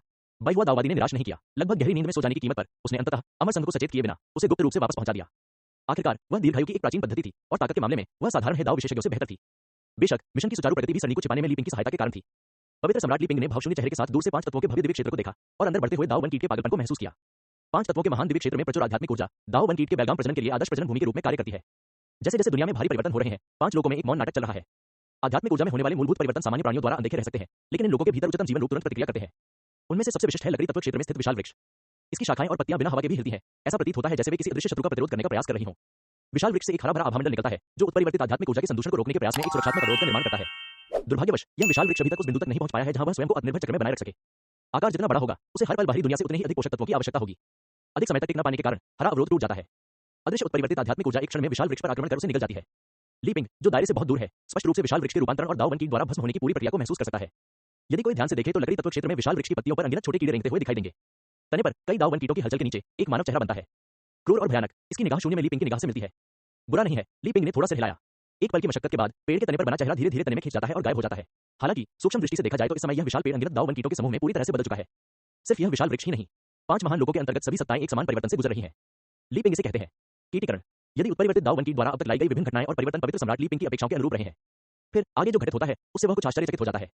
जब संपूर्ण पंचतत्वीय दिव्य क्षेत्र का 1/3 से अधिक भाग कीट में हो जाता है, ऐसा लगता है कि एक निश्चित अस्तित्व अचानक जाग उठता है। साधारण लोगों और छोटी दुनियाओं की शुद्ध आकाशीय चेतना के विपरीत यह एक चेतना है जो छोटे विश्व की आकाशीय चेतना के खोल के भीतर पनप रहे अरबों दाव वन कीटों की साझा चेतना द्वारा निर्मित है। सामान्य विश्व दिव्य चेतना की तुलना में 5 तत्वों के महान दिव्य क्षेत्र की नवजात विश्व चेतना उत्परिवर्तित दाव वन कीट के समान है। आक्रामकता और निगलने की अंतहीन इच्छा से भरा हुआ 9 धुंधले बैंगनी रंग के उड़ते हुए ड्रैगन अचानक प्रकट होते हैं, जो ली पिंग के चारों ओर पहरा दे रहे हैं। 5 तत्वों के भव्य दिव्य क्षेत्र के चारों ओर एकमात्र छोटे विश्व के दिव्य सम्राट के रूप में उन्हें इस कीटमय क्षेत्र द्वारा बंद किए जाने का हल्का सा एहसास होता है। एक छोटा बछड़ा बाघ को निगलने का साहस करता है। ली पिंग ने ठंडी सांस ली, लेकिन घबराहट का कोई संकेत नहीं दिखा। यद्यपि पंचतत्वों के भव्य दिव्य क्षेत्र का समग्र कीटीकरण उनकी अपेक्षाओं से अधिक है, लेकिन चूंकि उन्होंने बाई हुआ दाविश को 5 तत्वों के ग्रैंड सेलेस्टियल क्षेत्र को यहां लाने का साहस किया, इसका मतलब है कि उनके पास विभिन्न समस्याओं से निपटने के लिए पर्याप्त आत्मविश्वास है। पवित्र राजवंश का भाग्य एक अजगर में बदल रहा है, अरबों विषय मेरे आदेश पर है। ली पिंग एक लंबी कविता गाते हैं और उनके पीछे महान उद्घाटन की छोटी दुनिया में शांति से रहने और काम करने वाले लाखों विषयों के समृद्ध दृश्य का भ्रम प्रकट होता है। यद्यपि महान उद्घाटन लघु विश्व का पैमाना पंचतत्वों के भव्य दिव्य क्षेत्र की तुलना में बहुत छोटा है, लेकिन ऐसा इसलिए है क्योंकि इसके अंदर दृढ़ विश्वास वाले असंख्य प्राणी हैं, जिसके कारण यह अपने आकार से 100 गुना बड़े विशाल निकाय के सामने पीछे नहीं रह पाता है। पवित्र राजवंश की छवि एक धुंधली बैंगनी आभा से भरी हुई है, मानो वह ठोस हो। ली पिंग महान उद्घाटन में लाखों प्राणियों के विश्वासों और भाग्य को लेकर कीट युक्त 5 तत्वों के महान दिव्य क्षेत्र में प्रवेश करता है। एक दृढ़ कदम उठाया गया है। शून्य में एक प्राचीन आदिम पशु की तरह एक तीखी चीख अचानक गूंजती है। इसकी गूंज लंबे समय तक सुनाई देती है। विशाल पंचतत्वों वाला दिव्य क्षेत्र कांप उठता है। क्षेत्र के भीतर उत्परिवर्तित आध्यात्मिक ऊर्जा उमड़ पड़ती है और तुरंत ही विभिन्न विचित्र काले दैत्यों जैसे रूप प्रकट हो जाते हैं। ये जीव अत्यंत उग्र हैं, अपने पागलपन में निडर हैं और आकाशीय दुनिया से निकलकर ली पिंग की ओर दौड़ रहे हैं। उनका लक्ष्य न केवल ली पिंग है, बल्कि उसके पीछे ग्रेट ओपनिंग भी है। भाग्य के स्वर्गीय सम्राट अनंत काल तक धन्य। उसके पीछे पवित्र राजवंश का भ्रम अचानक असीम प्रकाश बिखेरता है, जो ली पिंग को पूरी तरह से घेर लेता है। अपने भाग्य की बैंगनी आभा की चमक के तहत ली पिंग का शरीर हवा में लंबा हो जाता है। एक क्षण में ही वह संपूर्ण महान उद्घाटन लघु विश्व से भी बड़ा हो जाता है। सचमुच एक पौराणिक दानव की तरह वह महान उद्घाटन में अनगिनत प्राणियों के सामने खड़ा है और युद्ध में काले कीटभक्षी जानवरों का सामना कर रहा है। इस समय महान उद्घाटन के आकाश में पवित्र सम्राट ली पिंग का एक विशाल सिरहुड दिखाई देता है। अनगिनत लोग सहज रूप से घुटने टेकते हैं और पवित्र सम्राट की कृपा का जाप करते हैं। इस सहायता से ली पिंग का आंकड़ा फिर से कई गुना बढ़ जाता है। एक हल्का बैंगनी रंग धीरे धीरे उस पर जम जाता है और फिर वह इसे बाहर निकालता है, इसे वज्र में बदल देता है और उत्परिवर्तित जानवरों पर भयंकर रूप से प्रहार करता है। शून्य में गड़गड़ाहट की आवाजें लगातार गूंजती रहती हैं और कीट पतंगों के विकास की गति ली पिंग के उन्मूलन की गति के साथ तालमेल नहीं रख पाती। जैसे ही भाग्य का स्वर्गीय सम्राट अपने हाथों को मुक्त करता है, वह अपनी मुट्ठी उठाता है और फिर 5 तत्वों के भव्य दिव्य क्षेत्र पर जोर से प्रहार करता है। एक मुक्का, 2 मौके। यद्यपि यह आक्रमण का सबसे सरल रूप है, जिसमें बैंगनी आभा को आकाशीय दुनिया में जबरदस्ती पटक दिया जाता है, तथापि कीट रूपी पंचतत्वों वाले महान आकाशीय क्षेत्र की क्रूरता को धीरे धीरे दबा दिया जाता है। क्षण के लिए आकाशीय क्षेत्र में भेजे गए मूल दाव वन कीट को ली पिंग की चेतना के एक रेशे से विकसित किया गया था। एक तरह से यह अनगिनत उत्परिवर्तित दाव वन कीड़े उसके वंशज हैं। अब कीटीकरण की सहज चेतना को संक्षेप में दबाने के बाद ली पिंग धीरे धीरे इस संबंध के माध्यम से कीटी के ग्रैंड सेलेस्टियल क्षेत्र पर नियंत्रण प्राप्त करता है।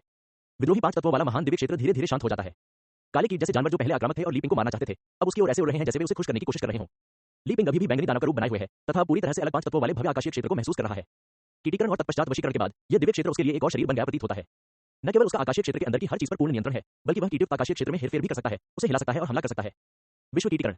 जैसे जैसे ली पिंग इस पूरी तरह से नए शरीर के साथ तालमेल बिठाता है, वह चिंतन में डूब जाता है। यदि साधारण आकाशीय लोगों और छोटे संसारों की तुलना पौधों जैसे स्थिर अस्तित्व से की जाए, तो कीटीकरण के बाद वे जंगली जानवरों की क्षमताओं से संपन्न हो जाते हैं। उनकी आक्रामकता बहुत बढ़ जाती है और वे स्वतः ही शिकार भी कर सकते हैं। लेकिन यह सब लाभ नहीं है। ली पिंग ने थोड़ा भुहें चढ़ाई। कीटीकरण के बाद 5 तत्वों के ग्रैंड सेलेस्टियल क्षेत्र का जीवनकाल काफी कम हो गया है। यह संभवतः 1000 वर्ष से भी कम समय तक चलेगा। उसके बाद इसमें अनिवार्यतः गिरावट आ जाएगी।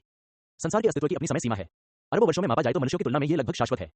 लेकिन कीटीकरण के बाद इसे कई गुना छोटा कर दिया जाता है। इसके नुकसान इसके फायदे से अधिक हैं। लेकिन यह एक बार की बात है। ली पिंग, जो स्वयं को भाग्य द्वारा चुना हुआ व्यक्ति बताते हैं, ऐसा निर्णय लेते हैं। हालांकि मूल ली फैन के मन में एक अलग विचार है। 119वीं पीढ़ी में स्वर्गीय चिकित्सक ने तियान जुए के शिष्य के वेश में ली फान को समझाया था कि एक बार सद्भाव दाव के क्षेत्र में पहुंचने के बाद मार्शल आर्ट कम महत्वपूर्ण हो जाएगा। दुनिया के सार और स्वर्गीय दाव के संचालन की समझ अधिक महत्वपूर्ण हो जाती है। हालांकि श्री बाई की असाधारण प्रतिभा या किसी गुरु के मार्गदर्शन के बिना एक सामान्य व्यक्ति के लिए ऐसे गहन सिद्धांतों को समझना आसान नहीं है। यद्यपि ली फैन लगातार प्रजनन लेकर और जुआन हुआंग क्षेत्र में प्रतिभाशाली व्यक्तियों द्वारा प्रदान किए गए अवसरों का लाभ उठाकर अप्रत्यक्ष रूप से समझ सकता है, लेकिन इसका प्रभाव प्रत्यक्ष अनुभव जितना गहरा नहीं है। दुनिया में कीटीकरण भी हो सकता है। यह एक ऐसी खोज है जो ली फैन के लिए नई संभावनाओं को खोलती है। मैं महसूस कर सकता हूं कि पंचतत्वों के भव्य दिव्य क्षेत्र के कीट रूप में परिणत होने के बाद इसके भीतर मेरी प्रमुख चेतना वैसी ही है जैसे मैंने पहले स्पिरिटवुड क्षेत्र पर प्रभुत्व किया था, अपने स्वयं के साथ स्वर्गीय दाव को आकार देना। आत्मबोध से अधिक आसान क्या हो सकता है? हालांकि कीट निवारण के बाद दुनिया के नियमों में कुछ बदलाव आ सकते हैं, फिर भी यह एक संदर्भ के रूप में काम कर सकता है। ट्रू असिस्टेंस की मदद से मैं लगातार पुनः आरंभ कर सकता हूं और मेरे पास परीक्षण और त्रुटि के भरपूर अवसर हैं। अच्छा, मूल ली फैन अपने विचारों को घुमाता है, भविष्य की योजना बनाता है। परिप्रेक्ष्य सम्राट ली पिंग की ओर लौटता है। कीटग्रस्त 5 तत्वों के महान दिव्य क्षेत्र को पूरी तरह से वश में करने के बाद ली पिंग अपने नीचे स्थित विशाल सत्ता को देखते हुए गहन चिंतन में डूब जाता है। मूलतः उन्होंने इस दिव्य क्षेत्र का उपयोग उत्परिवर्तित आध्यात्मिक ऊर्जा के लिए साधना वाहन के रूप में करने की योजना बनाई थी तथा इसे भविष्य में असंख्य अमर लीग के विरुद्ध युद्ध में जारी करने की योजना बनाई थी, जिससे युद्ध क्षेत्र का वातावरण पूरी तरह से बदल जाए तथा प्रतिद्वंद्वी अचंभित हो जाए। हालांकि अब इस कीटयुक्त 5 तत्वों वाले महान दिव्य क्षेत्र के अन्य और भी अधिक महत्वपूर्ण उपयोग प्रतीत होते हैं। ली पिंग के मन में एक विचार आता है और आकाशीय क्षेत्र के बाहर उत्परिवर्तित आध्यात्मिक ऊर्जा 9 मोटे काले स्पर्शकों में विकसित होती है। वे महान उद्घाटन वाले छोटे से संसार की ओर बढ़ते हैं। 5 तत्वों के भव्य दिव्य क्षेत्र की तुलना में महान उद्घाटन वाला छोटा संसार एक विशालकाय के पैर के नीचे चींटी के समान है। ली पिंग के मार्गदर्शन में स्वर्गीय दाव आत्मा समूह और पवित्र राजवंश की समृद्धि सामूहिक रूप से सुरक्षा का मार्ग प्रशस्त करती है। 9 स्पर्शक आसानी से छोटी दुनिया में गहराई तक जड़ें जमा लेते हैं। फिर वे दुनिया के बाहर कई बार इसके चारों ओर चक्कर लगाते हैं। शुरू करना। पवित्र राजवंश की समृद्धि से निर्मित विशालकाय कीट युक्त पंचतत्वों से युक्त भव्य दिव्य क्षेत्र पर खड़ा होकर धीमी आवाज में पे पीता है। आकाशीय क्षेत्र गर्जना करते हुए जीवंत हो उठता है, मानो वह अचानक जीवित हो गया हो, धीरे धीरे जुआन हुआंग क्षेत्र से दूर गहरे शून्य की ओर बढ़ रहा हो। 9 स्पर्शक लोहे की जंजीरों की तरह महान खुले छोटे संसार को बांधते हैं तथा धीरे धीरे एक साथ आगे बढ़ते हैं। पंचतत्वों के महान दिव्य क्षेत्र को संदर्भ के रूप में लेते हुए शून्य में गति अब अपेक्षाकृत धीमी है। हालांकि साधकों के दृष्टिकोण से यह तेज है, लगभग पूरी गति से उड़ रहे नवजात दिव्यता साधक से भी तेज। ली पिंग ने थोड़ा सा सिर हिलाया क्योंकि उसे जुआन हुआंग क्षेत्र से बढ़ती दूरी का एहसास हुआ। भले ही ली पिंग ने स्वर्गीय तीर और स्वर्गीय दाव आत्मा व्यूह के साथ महान उद्घाटन छोटी दुनिया को मजबूत किया था, फिर भी एक अपरिहार्य समस्या थी। महान उद्घाटन छोटी दुनिया जुआन हुआंग क्षेत्र के बहुत करीब थी। रणनीतिक गहराई के बिना एक बार जब माइलियड इमोर्टल्स लीग को इसका सटीक स्थान पता चल गया तो इस पर हमला हो सकता था और ली पिंग एक गंभीर स्थिति में फंस सकता था। लेकिन अगर इसे थोड़ा और गहराई में छिपाया जाता, हजारों वर्षों से विभाजित विश्व बेलों का समूह लगातार शून्य को खोलता रहा। उन्होंने पहले से ही छिपने के लिए एक उत्कृष्ट वातावरण बना लिया था।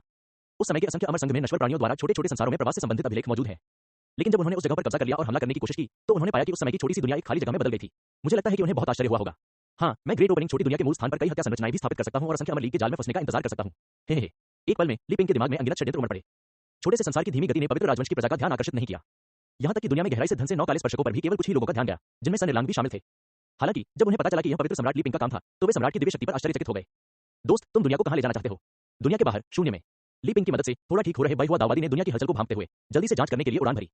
जो देखा गया वह कीट युक्त 5 तत्वों वाला भव्य आकाशीय क्षेत्र था जिसमें 9 स्पर्शक छोटे से संसार को तेजी से आगे की ओर खींच रहे थे। यद्यपि वह स्वयं को ज्ञानी मानती थी, फिर भी वर्तमान दृश्य ने उसे स्तब्ध कर दिया। कोई विशिष्ट गंतव्य क्यों होना चाहिए? ली पिंग अपना विशालकाय रूप त्याग कर अपनी सामान्य अवस्था में लौट आता है और शांतिपूर्वक कहता है। यद्यपि हाल की कार्रवाइयों ने राजवंश के भाग्य का एक निश्चित हिस्सा नष्ट कर दिया, लेकिन पवित्र राजवंश के समृद्ध होने के साथ यह आधे वर्ष से भी कम समय में पूरी तरह से ठीक हो जाएगा। क्या आपको लगता है कि नदियों और समुद्रों में स्थिर स्थानों या बहते जहाजों को पार करना अधिक चुनौतीपूर्ण है? ली पिंग रहस्यमय ढंग से पूछता है। बाई हुआ दाववादी तुरंत ली पिंग का आशय समझ जाता है और सिर हिलाकर कहता है, वास्तव में शून्य में लगातार घूमते हुए किसी विशिष्ट स्थान पर भी लॉक नहीं कर पा रहे हैं। घेराबंदी शुरू करने की तो बात ही छोड़ दीजिए। मित्र का दृष्टिकोण वास्तव में सरल है, ली पिंग की प्रशंसा करते हुए, लेकिन वर्तमान में इसमें एक कमी है। यह क्या है? केवल एक पंचतत्वीय भव्य दिव्य क्षेत्र के खींचने से शून्य में गति बहुत धीमी है। बाई हुआ दाववादी को अचानक एक अशुभ विचार आया। तो मुझे दाऊवादी बाइहुआ को कुछ और यात्राएं करने के लिए परेशान करना होगा, ली पिंग ने पलटकर गंभीरता से कहा। मेरे पास यहाँ कुछ उपयुक्त लक्ष्य हैं। हालांकि उनका आकार पंचतत्वों के महान दिव्य क्षेत्र जितना बड़ा नहीं है, फिर भी उनका उपयोग किया जा सकता है। जब आप उन सभी को यहाँ ले जाएंगे तो मैं उन्हें जोड़ने के लिए संरचनाओं का उपयोग करूंगा। तब तक आगे की गति कई गुना बढ़ जाएगी। पहले 5 तत्वों के महान दिव्य क्षेत्र को स्थानांतरित करने के दयनीय भाग्य को याद करते हुए और ली पिंग द्वारा भेजी गई विस्तृत जानकारी को देखते हुए बाइहुआ दाऊवादी को चक्कर आने और अनिश्चित भविष्य का एहसास होता है। हे दाऊवादी, निश्चिंत रहो, तुमने पवित्र राजवंश के लिए इतनी मेहनत की है, स्वाभाविक है कि मैं तुम्हारे साथ अन्याय नहीं करूंगा। ली पिंग मुस्कुराया और हवा में इशारा किया। एक सुनहरा ड्रैगन तुरंत बेहुआ के सामने प्रकट होता है। ये है असंख्य आत्माओं का सार, बाइहुआ दाऊवादी चिल्लाया। नहीं, बिल्कुल नहीं, बस एक संक्षिप्त साधना आधार। एक क्षण बाद बेहुआ को थोड़ा अफसोस हुआ। हे मूल सार को केवल सच्चे अमर ही संग्रहित कर सकते हैं। मैं इसमें कैसे महारत हासिल कर सकता हूं? लेकिन ये परिष्कृत सार दिव्य लोगों में गति करते समय दाऊवादी के शरीर को हुए कुछ नुकसान की भरपाई कर देंगे, ली पिंग ने शांति से कहा। स्वर्ण ड्रैगन बनाने वाली स्रोत शक्ति स्वाभाविक रूप से ज्ञानवर्धक आत्मा युवान तकनीक का अभ्यास करने वाले महान उद्घाटन नागरिकों से संग्रहित होती है। मूल सार से एक स्तर नीचे का अस्तित्व, गुणों से रहित एक शुद्ध साधना आधार। एक क्षण की हिचकिचाहट के बाद बाइहुआ दाव अपना मुंह खोलती है और सुनहरे ड्रैगन को निगल जाती है। इसे तुरंत परिष्कृत करने से न केवल उसकी पुरानी चोटें ठीक हो जाती है, बल्कि उसका गहरा सुनहरा क्रिस्टल शरीर भी अधिक ठोस हो जाता है। मित्र की सहायता के लिए बहुत आभारी हूं। हालांकि आपने मुझे जो मूल सार दिया है वह अधिक उन्नत प्रतीत होता है। अपनी व्यापक शब्दावली के बावजूद आप इसका वर्णन करने में संघर्ष कर रहे हैं, बाइहुआ दाव ने सावधानीपूर्वक पूछा। ली पिंग स्वाभाविक रूप से बाइहुआ को यह नहीं बताएगा कि मूल सार सामान्य साधना से कहीं अधिक श्रेष्ठ है, क्योंकि वह संवेदनशील प्राणियों के विश्वास की शक्ति का उपयोग करके इसे मूल सार तक बढ़ाने का प्रयास कर रहा है। हालांकि सभी वर्तमान प्रयास विफल रहे हैं। आखिरकार सच्चे अमर लोगों द्वारा त्यागा गया अस्तित्व भी सांसारिकता से परे एक शक्ति है और इसे आसानी से नियंत्रित नहीं किया जा सकता। ये तो बस एक भ्रम है। दोस्त, तुम्हारी हालत कैसी है? लगभग पूरी हो गई है, चलो चलते हैं, ली पिंग ने सहजता से कहा। बाइहुआ दाऊवादी अजीब तरह से मुस्कुराती है। कोई और विकल्प न होने पर वह आह भरती है और विदा लेती है, मुख्य शिविर की पूर्ण सुरक्षा सुनिश्चित करते हुए अन्य छोटे संसारों पर विजय प्राप्त करने के बारे में सोचती है। प्रत्येक छोटी दुनिया के सटीक स्थानों को जानने के कारण वह उनमें सीधे घुसपैठ भी कर सकती है तथा उनके प्रवेश द्वारों को ग्रेट ओपनिंग के निकट शून्य में ले जा सकती है। स्पिरिटवुड साम्राज्य और छिपा हुआ क्षेत्र। जब पवित्र सम्राट ली पिंग अपने सिंहासन पर वापस लौटने पर पवित्र राजवंश के भविष्य पर विचार कर रहे थे, तब उनके शिष्य सन एर्लांग उनसे मिलने की इच्छा रखते थे। ओह मास्टर, वह वस्तु जो मैंने पहले मछली पकड़ने के तालाब से निकाली थी। लेकिन यह ठीक है, फिर सन एर्लांग स्थिति समझाते हैं। पिछली मछली पकड़ने की प्रतियोगिता के बाद से ज्यादातर पुरस्कृत मछुआरे पवित्र राजवंश की विभिन्न संस्थाओं में समाहित हो गए हैं। उनमें से एक क्वान रुचु नाम का एक अधेड़ उम्र का आदमी सन एर्लांग के संरक्षण में आया। उसने तालाब से एक सफेद प्रकाश गुच्छा निकाला। उस समय ली पिंग ने व्यक्तिगत रूप से इसकी जांच की और पुष्टि की कि यह अस्पष्ट ऑर्किड नामक एक सामान्य वस्तु है, इसलिए उन्होंने इस पर ज्यादा ध्यान नहीं दिया। लेकिन अब सन एर्लांग के अनुसार यह साधारण सा दिखने वाला ऑर्किड, जो कि अधिकतम एलिमेंटल शिशु स्तर का है, क्वान रुचु द्वारा कुछ समय तक सावधानीपूर्वक विकसित किए जाने के बाद पूरी तरह से अतार्किक क्षमताओं को प्रदर्शित करता है।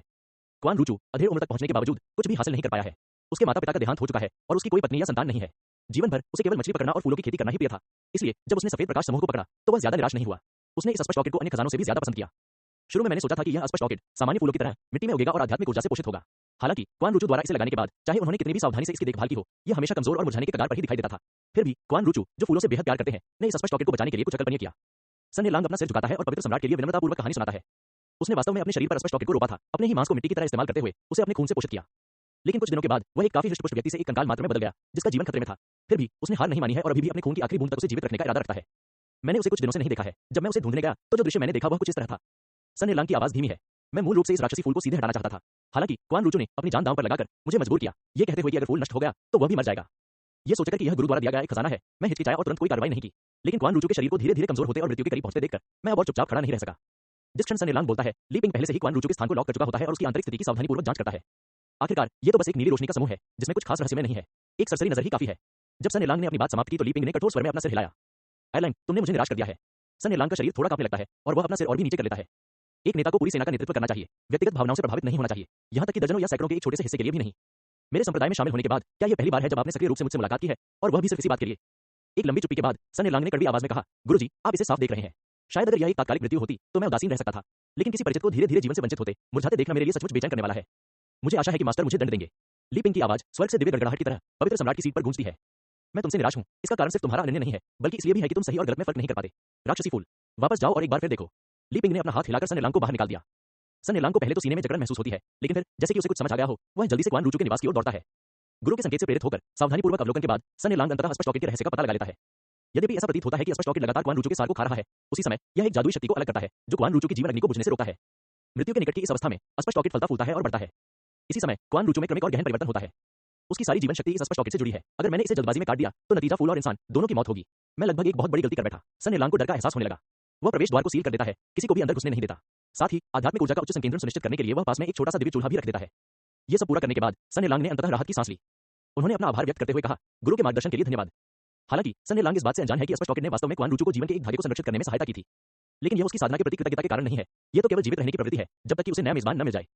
जहां तक क्वान रुचु का प्रश्न है, केवल क्यूई शोधन साधना के साथ वह अस्पष्ट ऑर्किड के अनियंत्रित अवशोषण का सामना नहीं कर सकता है और जब तक बाहरी सहायता नहीं आती है तब तक वह मर जाएगा।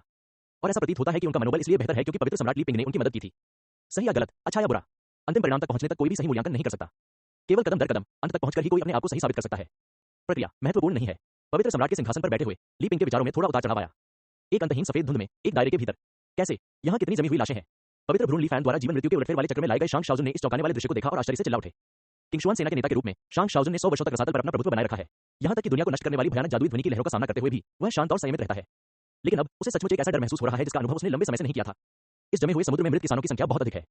शांग शाओजुन सोच भी नहीं सकता कि ये साधक कहां से आते हैं। यहाँ दफन साधकों की संख्या संभवतः पूरे जुआन हुआंग साम्राज्य से भी ज्यादा है। यहाँ तक कि पवित्र भ्रूण ली फैन भी इस दृश्य से स्तब्ध होने का नाटक करता है। उसके चेहरे पर भय के भाव के साथ थोड़ा कांपता है।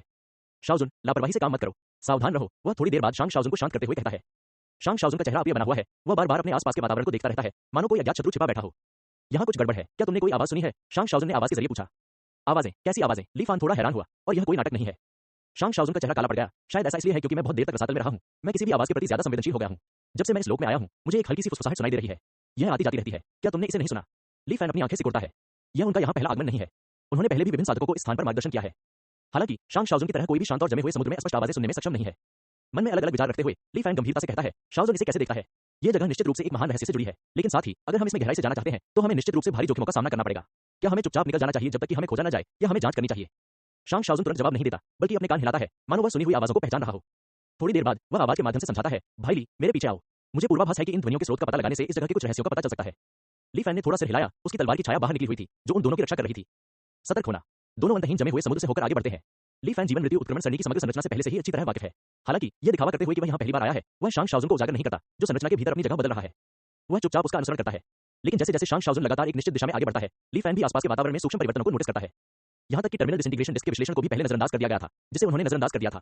क्या इस व्यूह में अभी भी यह छिपा हुआ परिवर्तन है? क्या यह वास्तव में अनंत जीवन प्राप्त करने में सक्षम व्यूह होने के योग्य है? ली फैन अपने दिल में आश्चर्यचकित है। वे आगे बढ़ते रहते हैं। मृत सागर में रखे ताबूत मानो स्थिर खड़े होकर उनके चारों ओर घूम रहे हैं, जिससे एक मनमोहक दृश्य निर्मित हो रहा है। वे जितनी गहराई में जाते हैं, आसपास का दृश्य उतनी ही तेजी से घूमता है। भाई ली, सावधान रहो, लगता है आवाज का स्रोत बस आगे ही है। शांग शाओजुन की आवाज कुछ घबराई हुई थी, मानो किसी लंबी और संकरी समय स्थान सुरंग से गुजरते हुए तीव्र गति के कारण आसपास का वातावरण अतिव्यापी रेखाओं में बदल जाता है। सुरंग के अंत को तोड़ते हुए अनगिनत वृत्त एक बिंदु पर एकत्रित हो जाते हैं। फिर यह विस्फोटक रूप से उनकी दृष्टि में खुल जाता है। अचानक स्पष्टता। हालांकि उनके आसपास की हवा और भी ठंडी हो जाती है। यहाँ तक कि शांग शाओजुन और ली फैन भी ठंड से कुछ हद तक अकड़ गए हैं। सांस छोड़ें। अपनी आध्यात्मिक ऊर्जा को सक्रिय करके वे कष्टदायक ठंड को दूर करने का प्रयास करते हैं। दोनों अपने आसपास के वातावरण का ध्यानपूर्वक निरीक्षण करते हैं। चांदी जैसे सफेद प्रकाश क्षेत्र के अंदर कुछ अस्पष्ट सीमाओं को देखने के अलावा यहाँ कुछ भी नहीं है। जिस दिशा से वे आए थे, उस ओर मुड़कर देखने पर उन्हें जो दिखाई देता है, उससे उनकी पुतलियां अचानक सिकुड़ जाती हैं। इन यांग मछली के समान घूमते हुए गोले हवा में चुपचाप तैरते रहते हैं। इन गोलाकार वस्तुओं के अंधेरे भाग से ली फैन पहले से शांत और जमे हुए समुद्र की आभा को स्पष्ट रूप से महसूस कर सकता है। और इन सफेद प्रकाश वाले गोले के अंदर कुल 8 समान यिन यांग गोले हैं। कुल 9 एक विशेष पैटर्न बनाते हैं। शांग शाओजुन को अपनी लार निगलने में कठिनाई हुई। यिन यांग गोले में से केवल एक के अंदर असंख्य मृतक मौजूद थे। यदि इस संख्या को 9 से गुणा किया जाए, दोनों ने एक दूसरे को देखा और एक दूसरे के दिलों में छिपे डर को भांप लिया। वे अपनी आवाज के प्रसारण में और भी अधिक सतर्क हो गए, क्योंकि उन्हें यहाँ के 9 यिन यांग गोले को परेशान करने का डर था। शाओजुन, तुमने पहले जो आवाज सुनी थी उसके बारे में? चला गया। जैसे ही हम यहाँ दाखिल हुए, यह अचानक रुक गया, रहस्यमय तरीके से गायब हो गया। रुको। शांग शाओजुन अचानक रुक गया और अपना सिर घुमाकर यिन यांग गोले के विपरीत दिशा में देखने लगा। ली फैन ने उसकी निगाह का अनुसरण किया, लेकिन कुछ भी नहीं देखा। ध्यान से। शांग शाओजुन ने सावधानी से याद दिलाया और चुप हो गया। उसका शरीर अकड़ गया, हिलने डुलने में असमर्थ हो गया। उसकी सांसें बहुत कमजोर हो गईं। इसी क्षण ली फैन को ऐसा महसूस हुआ कि कुछ अमूर्त चीज इस स्थान पर उतर रही है। धप धप धप। हालांकि कोई विशेष आवाज नहीं थी, लेकिन भारी कदमों की आवाज ली फैन के दिल में गूंज रही थी। करीब आ रहे हैं। घुसपैठियों को पूरी तरह से नजरअंदाज कर दिया गया और अदृश्य इकाई सीधे 9 यिन यांग ऑब्स के आसपास चली गई। सांस छोड़ें। सांस की एक धीमी ध्वनि। यिन यांग ऑब्स के पास के स्थान में विकृत उतार चढ़ाव दिखाई दिए। जैसे कि गर्म पानी में उबलते हुए 9 छोटे गोले पर यिन यांग खंड एक दूसरे के चारों ओर घूमते हैं और अधिक स्पष्ट होते जाते हैं। शांग शाओजुन और ली फैन ने स्पष्ट रूप से देखा कि अज्ञात प्राणी की सांस के साथ जमे हुए शवों के टुकड़े 9 यिन यांग गोले में प्रवेश करते प्रतीत हो रहे थे। यह पूरी रहस्यमय प्रक्रिया ज्यादा समय तक नहीं चली। दमनकारी पदचिह्न धीरे धीरे लुप्त हो गए और यहाँ का चांदी सफेद स्थान धीरे धीरे सामान्य हो गया। 9 यिन यांग गोले भी स्थिर हो गए और पुनः शांत हो गए। काफी समय बाद दोनों ने आवाज के माध्यम से संवाद करना शुरू किया। अभी क्या हुआ था? संकट का एक एहसास, जैसे पूरे शरीर में सुइयां चुभ रही हों, और आध्यात्मिक बोध से एक अजीब सी चेतावनी। ऐसा लगता है जैसे किसी भी क्षण कोई बड़ी आपदा आ सकती है। ऐसी भावना शायद स्वर्गीय पूज्य भी न ला सके, है ना? कुछ संक्षिप्त वाक्यों के बाद दोनों अत्यंत दमनकारी चुप्पी में डूब गए। अभी अभी जो आवाज मैंने सुनी, वह इस जगह पर किसी अनजान प्राणी के कदमों की प्रतिध्वनि होनी चाहिए। शांग शाओजुन ने अनुमान लगाया। भले ही वह चला गया हो, लेकिन उसकी आवाज अभी भी बनी हुई है। यिन यांग गोले में पड़ी अनगिनत जमी हुई लाशें उस चीज की ही कारीगरी लगती हैं, लेकिन मैं अभी समझ नहीं पा रहा हूं कि उसे इतनी सारी लाशें कहां से मिली, और इस चांदी सफेद जगह के पार क्या हो सकता है। इन विभिन्न सवालों का जवाब ली फैन नहीं दे सका। पहले तो उन्हें लगा कि यह जगह बस पालौकिक स्वर्गीय पूज्य का डोजो है, लेकिन इस जीवन में अप्रत्याशित रूप से उन्हें इसके पीछे छिपे और भी गहरे रहस्यों का पता चला। इससे पहले reverse life and death grand array में अनगिनत लाशों के बारे में ली फैन हमेशा उलझन में रहता था। इसमें बहुत सारे स्पष्ट पहलू थे। पहली बात तो ये कि संख्या बहुत अधिक थी, और दूसरी बात, सभी शवों की संरक्षित स्थिति अपेक्षाकृत बरकरार थी। यह वैसा नहीं था जैसा कि महान प्रलय अर्थात विश्व के विनाश के दौरान पीछे छूट गया था। मैंने शुरू में अनुमान लगाया था कि transcendent heavenly venerable heavenly doctor का छद्म नाम हो सकता है, लेकिन अभी उस भयावह अदृश्य प्राणी को याद करके ली फैन अपने निर्णय पर सवाल उठाने से खुद को नहीं रोक सका। उस प्राणी और पालौकिक स्वर्गीय पूज्य के बीच क्या संबंध है? ली फैन ने पहले भी स्वर्गीय आदरणीय को देखा था। 119वें युग में एक सफेद धुंधली आकृति अचानक प्रकट हुई, जिसने 3 संचरण शिष्यों को तुरंत मार डाला। हालांकि ट्रांसमिशन हेवनली वेनरेबल के हस्तक्षेप के बाद मामला खत्म कर दिया गया। ट्रांसमिशन, हेवनली डॉक्टर, ट्रांसेंडेंट, इन तीनों के बीच अवश्य ही कोई न कोई संबंध होगा, लेकिन वह अदृश्य प्राणी अभी एक पल में संत ली फैन के दिमाग में अनगिनत विचार कौंध गए। ली जियोंग, सुरक्षा की खातिर चलो पहले इस जगह को छोड़ दें। शांग शाओजुन के शब्दों ने उसके चिंतन को बाधित कर दिया। दोनों उसी रास्ते से वापस लौटे और यिन यांग क्षेत्र में पुनः प्रवेश कर गए। हालांकि इस बार वे मृत सागर के ठीक विपरीत जीवन सागर के ऊपर दिखाई दिए। इसके अलावा समुद्र के ऊपर से बहने वाली हवा भूल भुलैया से बाहर निकलने की दिशा में समान रूप से बह रही थी। क्या ये जाने का संकेत है? दोनों ने एक दूसरे को देखा और पुनः आश्चर्यचकित हो गए। हालांकि वे यहाँ और अधिक समय तक रुकने का साहस नहीं कर सके और जल्दी से बाहर निकल गए।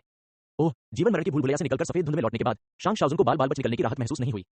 इसके बजाय वह कुछ उदास हो गया। जुबान हुआंग राज्य में बहुत सारे रहस्य छिपे हैं। जिस अदृश्य सत्ता से हमारा अभी सामना हुआ, वह निश्चित रूप से उस रहस्यमय व्यक्ति से बढ़कर है जिसने दुनिया को नया रूप दिया। अगर आदरणीय वापस भी आ जाए तो क्या वह सचमुच सब कुछ मिटा सकते हैं? थोड़े समय में ही अपनी समझ से परे बहुत सी चीजें देख लेने के बाद शांग शाओजुन को अचानक कुछ खोया हुआ महसूस हुआ। ली फैन ने तुरंत विषय बदल दिया। उस अदृश्य अस्तित्व के बारे में शाओजुन क्या सोचता है? यह कोई साधक नहीं लगता, वरना इसने हमें नजरअंदाज नहीं किया होता। ये तो किसी खास मिशन पर लगा हुआ लगता है। राक्षस। शांग शाओजुन को यह विशेषण खोजने में कठिनाई हुई। लेकिन अगर यह एक राक्षस भी है तो भी यह हमारे लिए एक बेहद भारी अस्तित्व है। उसने खुद का मजाक उड़ाया। मैं सैकड़ों सालों से रसातल को दबा रहा हूं। अपनी साधना में महान उपलब्धियां हासिल कर चुका हूं। मैं खुद को स्वर्ग के नीचे बेजोड़ मानता था। मुझे जरा भी उम्मीद नहीं थी कि ली शियोंग के साथ सिर्फ 1 साल से ज्यादा की यात्रा करने के बाद मुझे इतने भयानक प्राणियों का सामना करना पड़ेगा। इससे मुझे एहसास होता है कि मेरा पिछला दृष्टिकोण कितना संकीर्ण था। ली फैन ने उसे दिलासा दिया, ऐसा नहीं है कि शाओजुन ताकतवर नहीं है, बस ये बूढ़े राक्षस बहुत अच्छी तरह छिपे हुए हैं। एक क्षण विचार करने के बाद संत ली फैन ने पूछा, शाओजुन, क्या आप थोड़ा निराश महसूस कर रहे हैं? बिल्कुल नहीं। एक कहावत है, जब कोई देश नाश होने वाला होता है तो वह राक्षस होते हैं। जितनी ज्यादा अराजकता होगी उतना ही ज्यादा यह संकेत होगा कि जुबान हुआंग क्षेत्र गंभीर रूप से बीमार है। अपने मूड में थोड़ी गिरावट के बाद शांग शाओजुन अचानक फिर से भावुक हो गया। हालांकि हमारी ताकत के साथ सब कुछ बदलना थोड़ा मुश्किल है। हमें मदद की जरूरत है, शांग शाओजुन ने गंभीरता से कहा। मेरा पहले से ही यही इरादा था। हालांकि पर्याप्त योग्यताओं वाला कोई भरोसेमंद व्यक्ति ढूंढना चुनौतीपूर्ण है। संत ली फैन ने आह भरी। शांग शाओजुन ने सफेद धुंध के पार दृढ़ता से देखा। चलो पहले वापस चलते हैं। इस सफर में हमने कम से कम कुछ सबूत तो इकट्ठा कर ही लिए हैं। उन्हें मना लेने की हमारी 70% संभावना है। सफेद धुंध में उड़ते समय शांग शाओजुन ने ली फैन को कुछ संभावित सहयोगियों से मिलवाया। प्रथम ऋषि, मुझे नहीं पता कि ली जियोंग ने इस व्यक्ति के बारे में सुना है या नहीं। हालांकि वह अभी नवजात दिव्यता साधना में ही है, फिर भी उसकी शक्ति किसी भी तरह से मेरी शक्ति से कम नहीं है। सभी कलाओं में निपुण, पूर्ण युद्ध कौशल और विभिन्न विद्याओं में पारंगत। वह सचमुच जुबान हुआंग क्षेत्र में एक असाधारण प्रतिभा है। इससे भी महत्वपूर्ण बात यह है कि यह व्यक्ति 10,000 अमरों के संघ के प्रति पूरी तरह वफादार है। अगर हम उसे अपने साथ शामिल होने के लिए मना सकें तो कुछ अप्रत्याशित आश्चर्य भी हो सकते हैं। एक और व्यक्ति है जिसका नाम जी होंगलाओ है। वह वर्तमान युग में संरचनाओं के क्षेत्र में एक अत्यंत दुर्लभ प्रतिभा है। अगर उसकी योग्यता और पृष्ठभूमि कमजोर न होती तो मेरा मानना है कि वह अमर गठबंधन में संरचना हॉल के प्रमुख के पद के लिए दावेदारी कर सकता था। संरचनाओं के अलावा वह परिष्कृत करने की कला में भी निपुण है। शांग शाओजुन ने अंतहीन बातें की, एक के बाद एक परिचित नाम गिनाए, जिनमें से सभी को ली फैन अच्छी तरह से जानता था। ओह, वास्तव में एक और व्यक्ति है, शायद विचार करने लायक। हालांकि शांग शाओजुन हिचकिचाया, लेकिन इस व्यक्ति की पृष्ठभूमि असाधारण है। उसे इसमें शामिल करना परेशानी भरा हो सकता है क्योंकि मामला बहुत गहरा है और उसे इसमें शामिल करना अच्छी बात नहीं होगी। उसे असमंजस में डाले बिना शांग शाओजुन ने आगे कहा, हालांकि वह एक शरारती बच्चे से ज्यादा कुछ नहीं दिखता, लेकिन असल लड़ाई में वह बहुत ताकतवर है। यूनिटी दायरे में मेरे जैसा कोई भी व्यक्ति शायद अपनी पूरी ताकत नहीं दिखा पाएगा। हालांकि उसकी चेतना बहुत स्पष्ट नहीं है। जैसे ही वह किसी को देखता है वह उसे चुनौती देना चाहता है। ली फैन तुरंत समझ गया कि शांग शाओजुन किसके बारे में बात कर रहा था। संभवतः यह वो चियर था जो वरिष्ठ झान कियानो का पुनर्जन्म था। ली फैन ने पहले भी वो चियर के बारे में जानकारी खोजने के लिए तियानक स्वान मिरसोर्स के उच्च स्तरीय विशेषाधिकारों का उपयोग किया था। आंतरिक रूप से अमर गठबंधन ने उसे स्वर्ग और पृथ्वी की आत्मा के रूप में मानव रूप में पुनर्जन्म लेने के रूप में आंका। यद्यपि उनका शरीर मानव जैसा था, परंतु उनका आचरण, निवास स्थान और सोचने का तरीका मानव जैसा नहीं था। इसके बजाय वह स्वर्ग और पृथ्वी की आत्मा के नियमों की एक ठोस अभिव्यक्ति की तरह प्रतीत होता था। वो चियर युद्ध में अजय नहीं था, लेकिन उसकी सीखने की क्षमता भयानक थी। लड़ाई में उसके खिलाफ इस्तेमाल की गई कोई भी चाल वह तुरंत सीख लेता था। अमर गठबंधन ने उसे पकड़ने और उसका ध्यानपूर्वक अध्ययन करने की कोशिश की थी। हालांकि वह बार-बार सार्वजनिक दृष्टि और कड़ी निगरानी में गायब हो जाता था और हजारों मील दूर जाकर पुनः प्रकट हो जाता था। इसके अलावा उसे पिछली गिरफ्तारी की कोई याद नहीं थी और अमर गठबंधन ने उसे मारने के लिए कई यूनिटी रियल विशेषज्ञों को भी भेजा था। वो चियर का शरीर बिना किसी निशान के गायब हो गया, लेकिन कुछ ही समय बाद वह पुनः जीवित होकर संसार में प्रकट हो गया। उन्होंने यूनिटी रियल के विशेषज्ञों से कुछ जादुई क्षमताएं भी सीखी। उसकी अद्वितीय क्षमताओं को ध्यान में रखते हुए तथा इस तथ्य को ध्यान में रखते हुए कि वह अमर गठबंधन की सुरक्षा को नुकसान पहुंचाए बिना लोगों के साथ शांतिपूर्ण ढंग से युद्ध करना चाहता था, अमर गठबंधन मुख्यालय ने आगे हस्तक्षेप किए बिना केवल उस पर कड़ी निगरानी रखने का निर्णय लिया। ली फैन ने अनुमान लगाया कि वो चियर की असाधारण क्षमताएं सीनियर झान कियानो के ग्रैंड व्रत धर्मकाय से संबंधित हो सकती है। महाव्रत धर्मकाय स्वर्ग और पृथ्वी के साथ विलीन हो गया, जो स्वर्ग और पृथ्वी के नियमों के लगभग एक भाग के बराबर है। उसे स्वर्ग और पृथ्वी की आत्मा समझना कोई आश्चर्य की बात नहीं थी। जहां तक इस बात का सवाल है कि क्या वो चियर सीनियर झान कियानो से संबंधित था। दो अत्यंत समान चेहरों ने सब कुछ स्पष्ट कर दिया। शाओजुन, ज्यादा चिंता करने की जरूरत नहीं है। हमें आने वाले सभी लोगों का स्वागत करना चाहिए। आखिरकार अगर हम जो करना चाहते हैं वह विफल हो जाता है। मुझे डर है कि भविष्य में अमर गठबंधन में हमारे लिए जगह नहीं होगी, संत ली फैन ने मुस्कुराते हुए कहा। शांग शाओजुन पहले तो थोड़ा स्तब्ध हुआ, फिर उसने सिर हिलाया। तो फिर चलो एक एक करके उनसे मिलते हैं। शाओजुन, क्या ये युग से पहला जिंगलन है? अमर गठबंधन के तियानशु झोउ के रास्ते में संत ली फैन ने वह प्रश्न पूछा जिसका उन्हें लंबे समय से संदेह था। शांग शाओजुन ने विराम लिया। उसे इस बात पर कोई आश्चर्य नहीं हुआ कि ली फैन को अमर गठबंधन के युग से संबंधित रहस्यों के बारे में पता था। उसने धीमी आवाज में उत्तर दिया, हाँ और नहीं। जहां तक मुझे पता है, अमर गठबंधन ने युग के मृत सैनिकों के एक समूह को विकसित किया था। हालांकि वे लोग अंततः जुबान हुआंग क्षेत्र में पैदा और पले बड़े नहीं हैं। उनमें आध्यात्मिकता का थोड़ा अभाव है। हालांकि वे युग में अनुकरण के दौरान अद्भुत प्रतिभा का प्रदर्शन कर सकते हैं, लेकिन जुबान हुआंग क्षेत्र में उनका वास्तविक प्रदर्शन कमजोर पड़ जाता है। वे मृत्यु में निडरता के लिए तोप के चारे के रूप में उपयुक्त हैं, लेकिन वे महत्वपूर्ण जिम्मेदारियों के लिए उपयुक्त नहीं है। शांग शाओजुन ने अपना सिर थोड़ा हिलाया। हालांकि बाद में अमर गठबंधन ने सुधार का एक तरीका ढूंढ लिया। ली जियोंग, क्या आप जानते हैं कि प्रत्येक ट्रांसमीटर की अपनी विशेष छोटी दुनिया होती है? ली फैन ने जवाब दिया, मैंने इसके बारे में कुछ सुना है। प्रत्येक प्रेषक अपनी छोटी सी दुनिया का एक हिस्सा आवंटित करता है ताकि सामूहिक रूप से होंग हुआंग महाक्षेत्र का निर्माण हो सके। कहा जाता है कि यह वास्तव में एक क्रूर और अराजक दुनिया है जहां हर 100 साल में इसके भीतर के जीवों की गहन सफाई की जाती है। केवल वे ही बच जाते हैं जिन्हें शताब्दी के दौरान प्रेषकों से सामूहिक प्रशंसा मिलती है। ली जियोंग, तुम्हें पता होना चाहिए कि होंग हुआंग महान क्षेत्र के प्राणी या तो युग से सावधानीपूर्वक चुनी गई चेतनाएं हैं या प्रत्येक प्रेषक की छोटी दुनियाओं से अद्वितीय प्रतिभाएं हैं। ऐसे वातावरण में अलग दिखने के लिए उनकी क्षमताओं की कल्पना की जा सकती है। शांग शाओजुन ने गंभीरता से कहा, यह प्रथम जिंगलों की पृष्ठभूमि है। युग से होंग हुआंग महाक्षेत्र तक सबसे पहले जिंगलों ने कदम दर कदम आगे बढ़ते हुए अंततः प्रेषकों का ध्यान आकर्षित किया। उन्होंने दिव्य प्रभु द्वारा छोड़े गए खजानों का उपयोग उसके शरीर को नया आकार देने के लिए किया। उसके द्वारा अर्जित गहरे विश्वास के कारण उसे अपवाद स्वरूप अपनी पिछली स्मृतियों को न मिटाने की अनुमति दी गई थी। हालांकि वर्तमान में अमर गठबंधन में उसका कोई विशिष्ट पद नहीं है, फिर भी कोई उसे कम आंकने की हिम्मत नहीं करता। तो यह पहला जिंगलन सचमुच एक पौराणिक कथा है। शांग शाओजुन का परिचय सुनने के बाद संत ली फैन ने आह भरी। हालांकि फिर उन्होंने कुछ उलझन व्यक्त की, ऐसी आकृति, क्या हम ऐसे ही उसे मिलने जा रहे हैं? शाओजुन, क्या आपको उसके द्वारा सीधे बंधे और ट्रांसमीटरों को भेजे जाने का डर नहीं है? शांग शाओजुन खिलखिलाकर हंसा। ली शियोंग, तुम बहुत ज्यादा चिंता करते हो। ये तो बताने की जरूरत ही नहीं कि मैंने पहले भी फर्स्ट जिंगलन के साथ काम किया है और हमारे रिश्ते अच्छे हैं। फर्स्ट जिंगलन पर ट्रांसमीटरों का भरोसा इसलिए है क्योंकि उसकी आत्मा की गहराई में उसके जन्म के बाद से ही अमर गठबंधन के प्रति वफादारी अंकित है। वह जितना ज्यादा अनुभव और ताकत हासिल करता है, उसकी यह छाप उतनी ही गहरी होती जाती है। यही तो उसने खुद कहा है, उसे इसकी कोई परवाह नहीं, बल्कि वह इसे एक बड़े सम्मान की बात मानता है। हम जो कुछ भी करते हैं वह अमर गठबंधन के लिए ही तो है ना? अगर उसे पता चलेगा कि अमर गठबंधन गुप्त रूप से कई साजिशें रच रहा है तो वह इसे नजरअंदाज नहीं करेगा।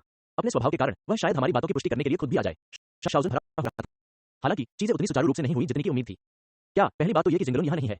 हमने पहले से ही अपॉइंटमेंट ले रखा था। जिंगलुन हवेली के बाहर शांग शोजन और ली फैन को रोक दिया गया। शांग शोजन का चेहरा भद्दा लग रहा था और एकता क्षेत्र साधक का दबाव बढ़ गया।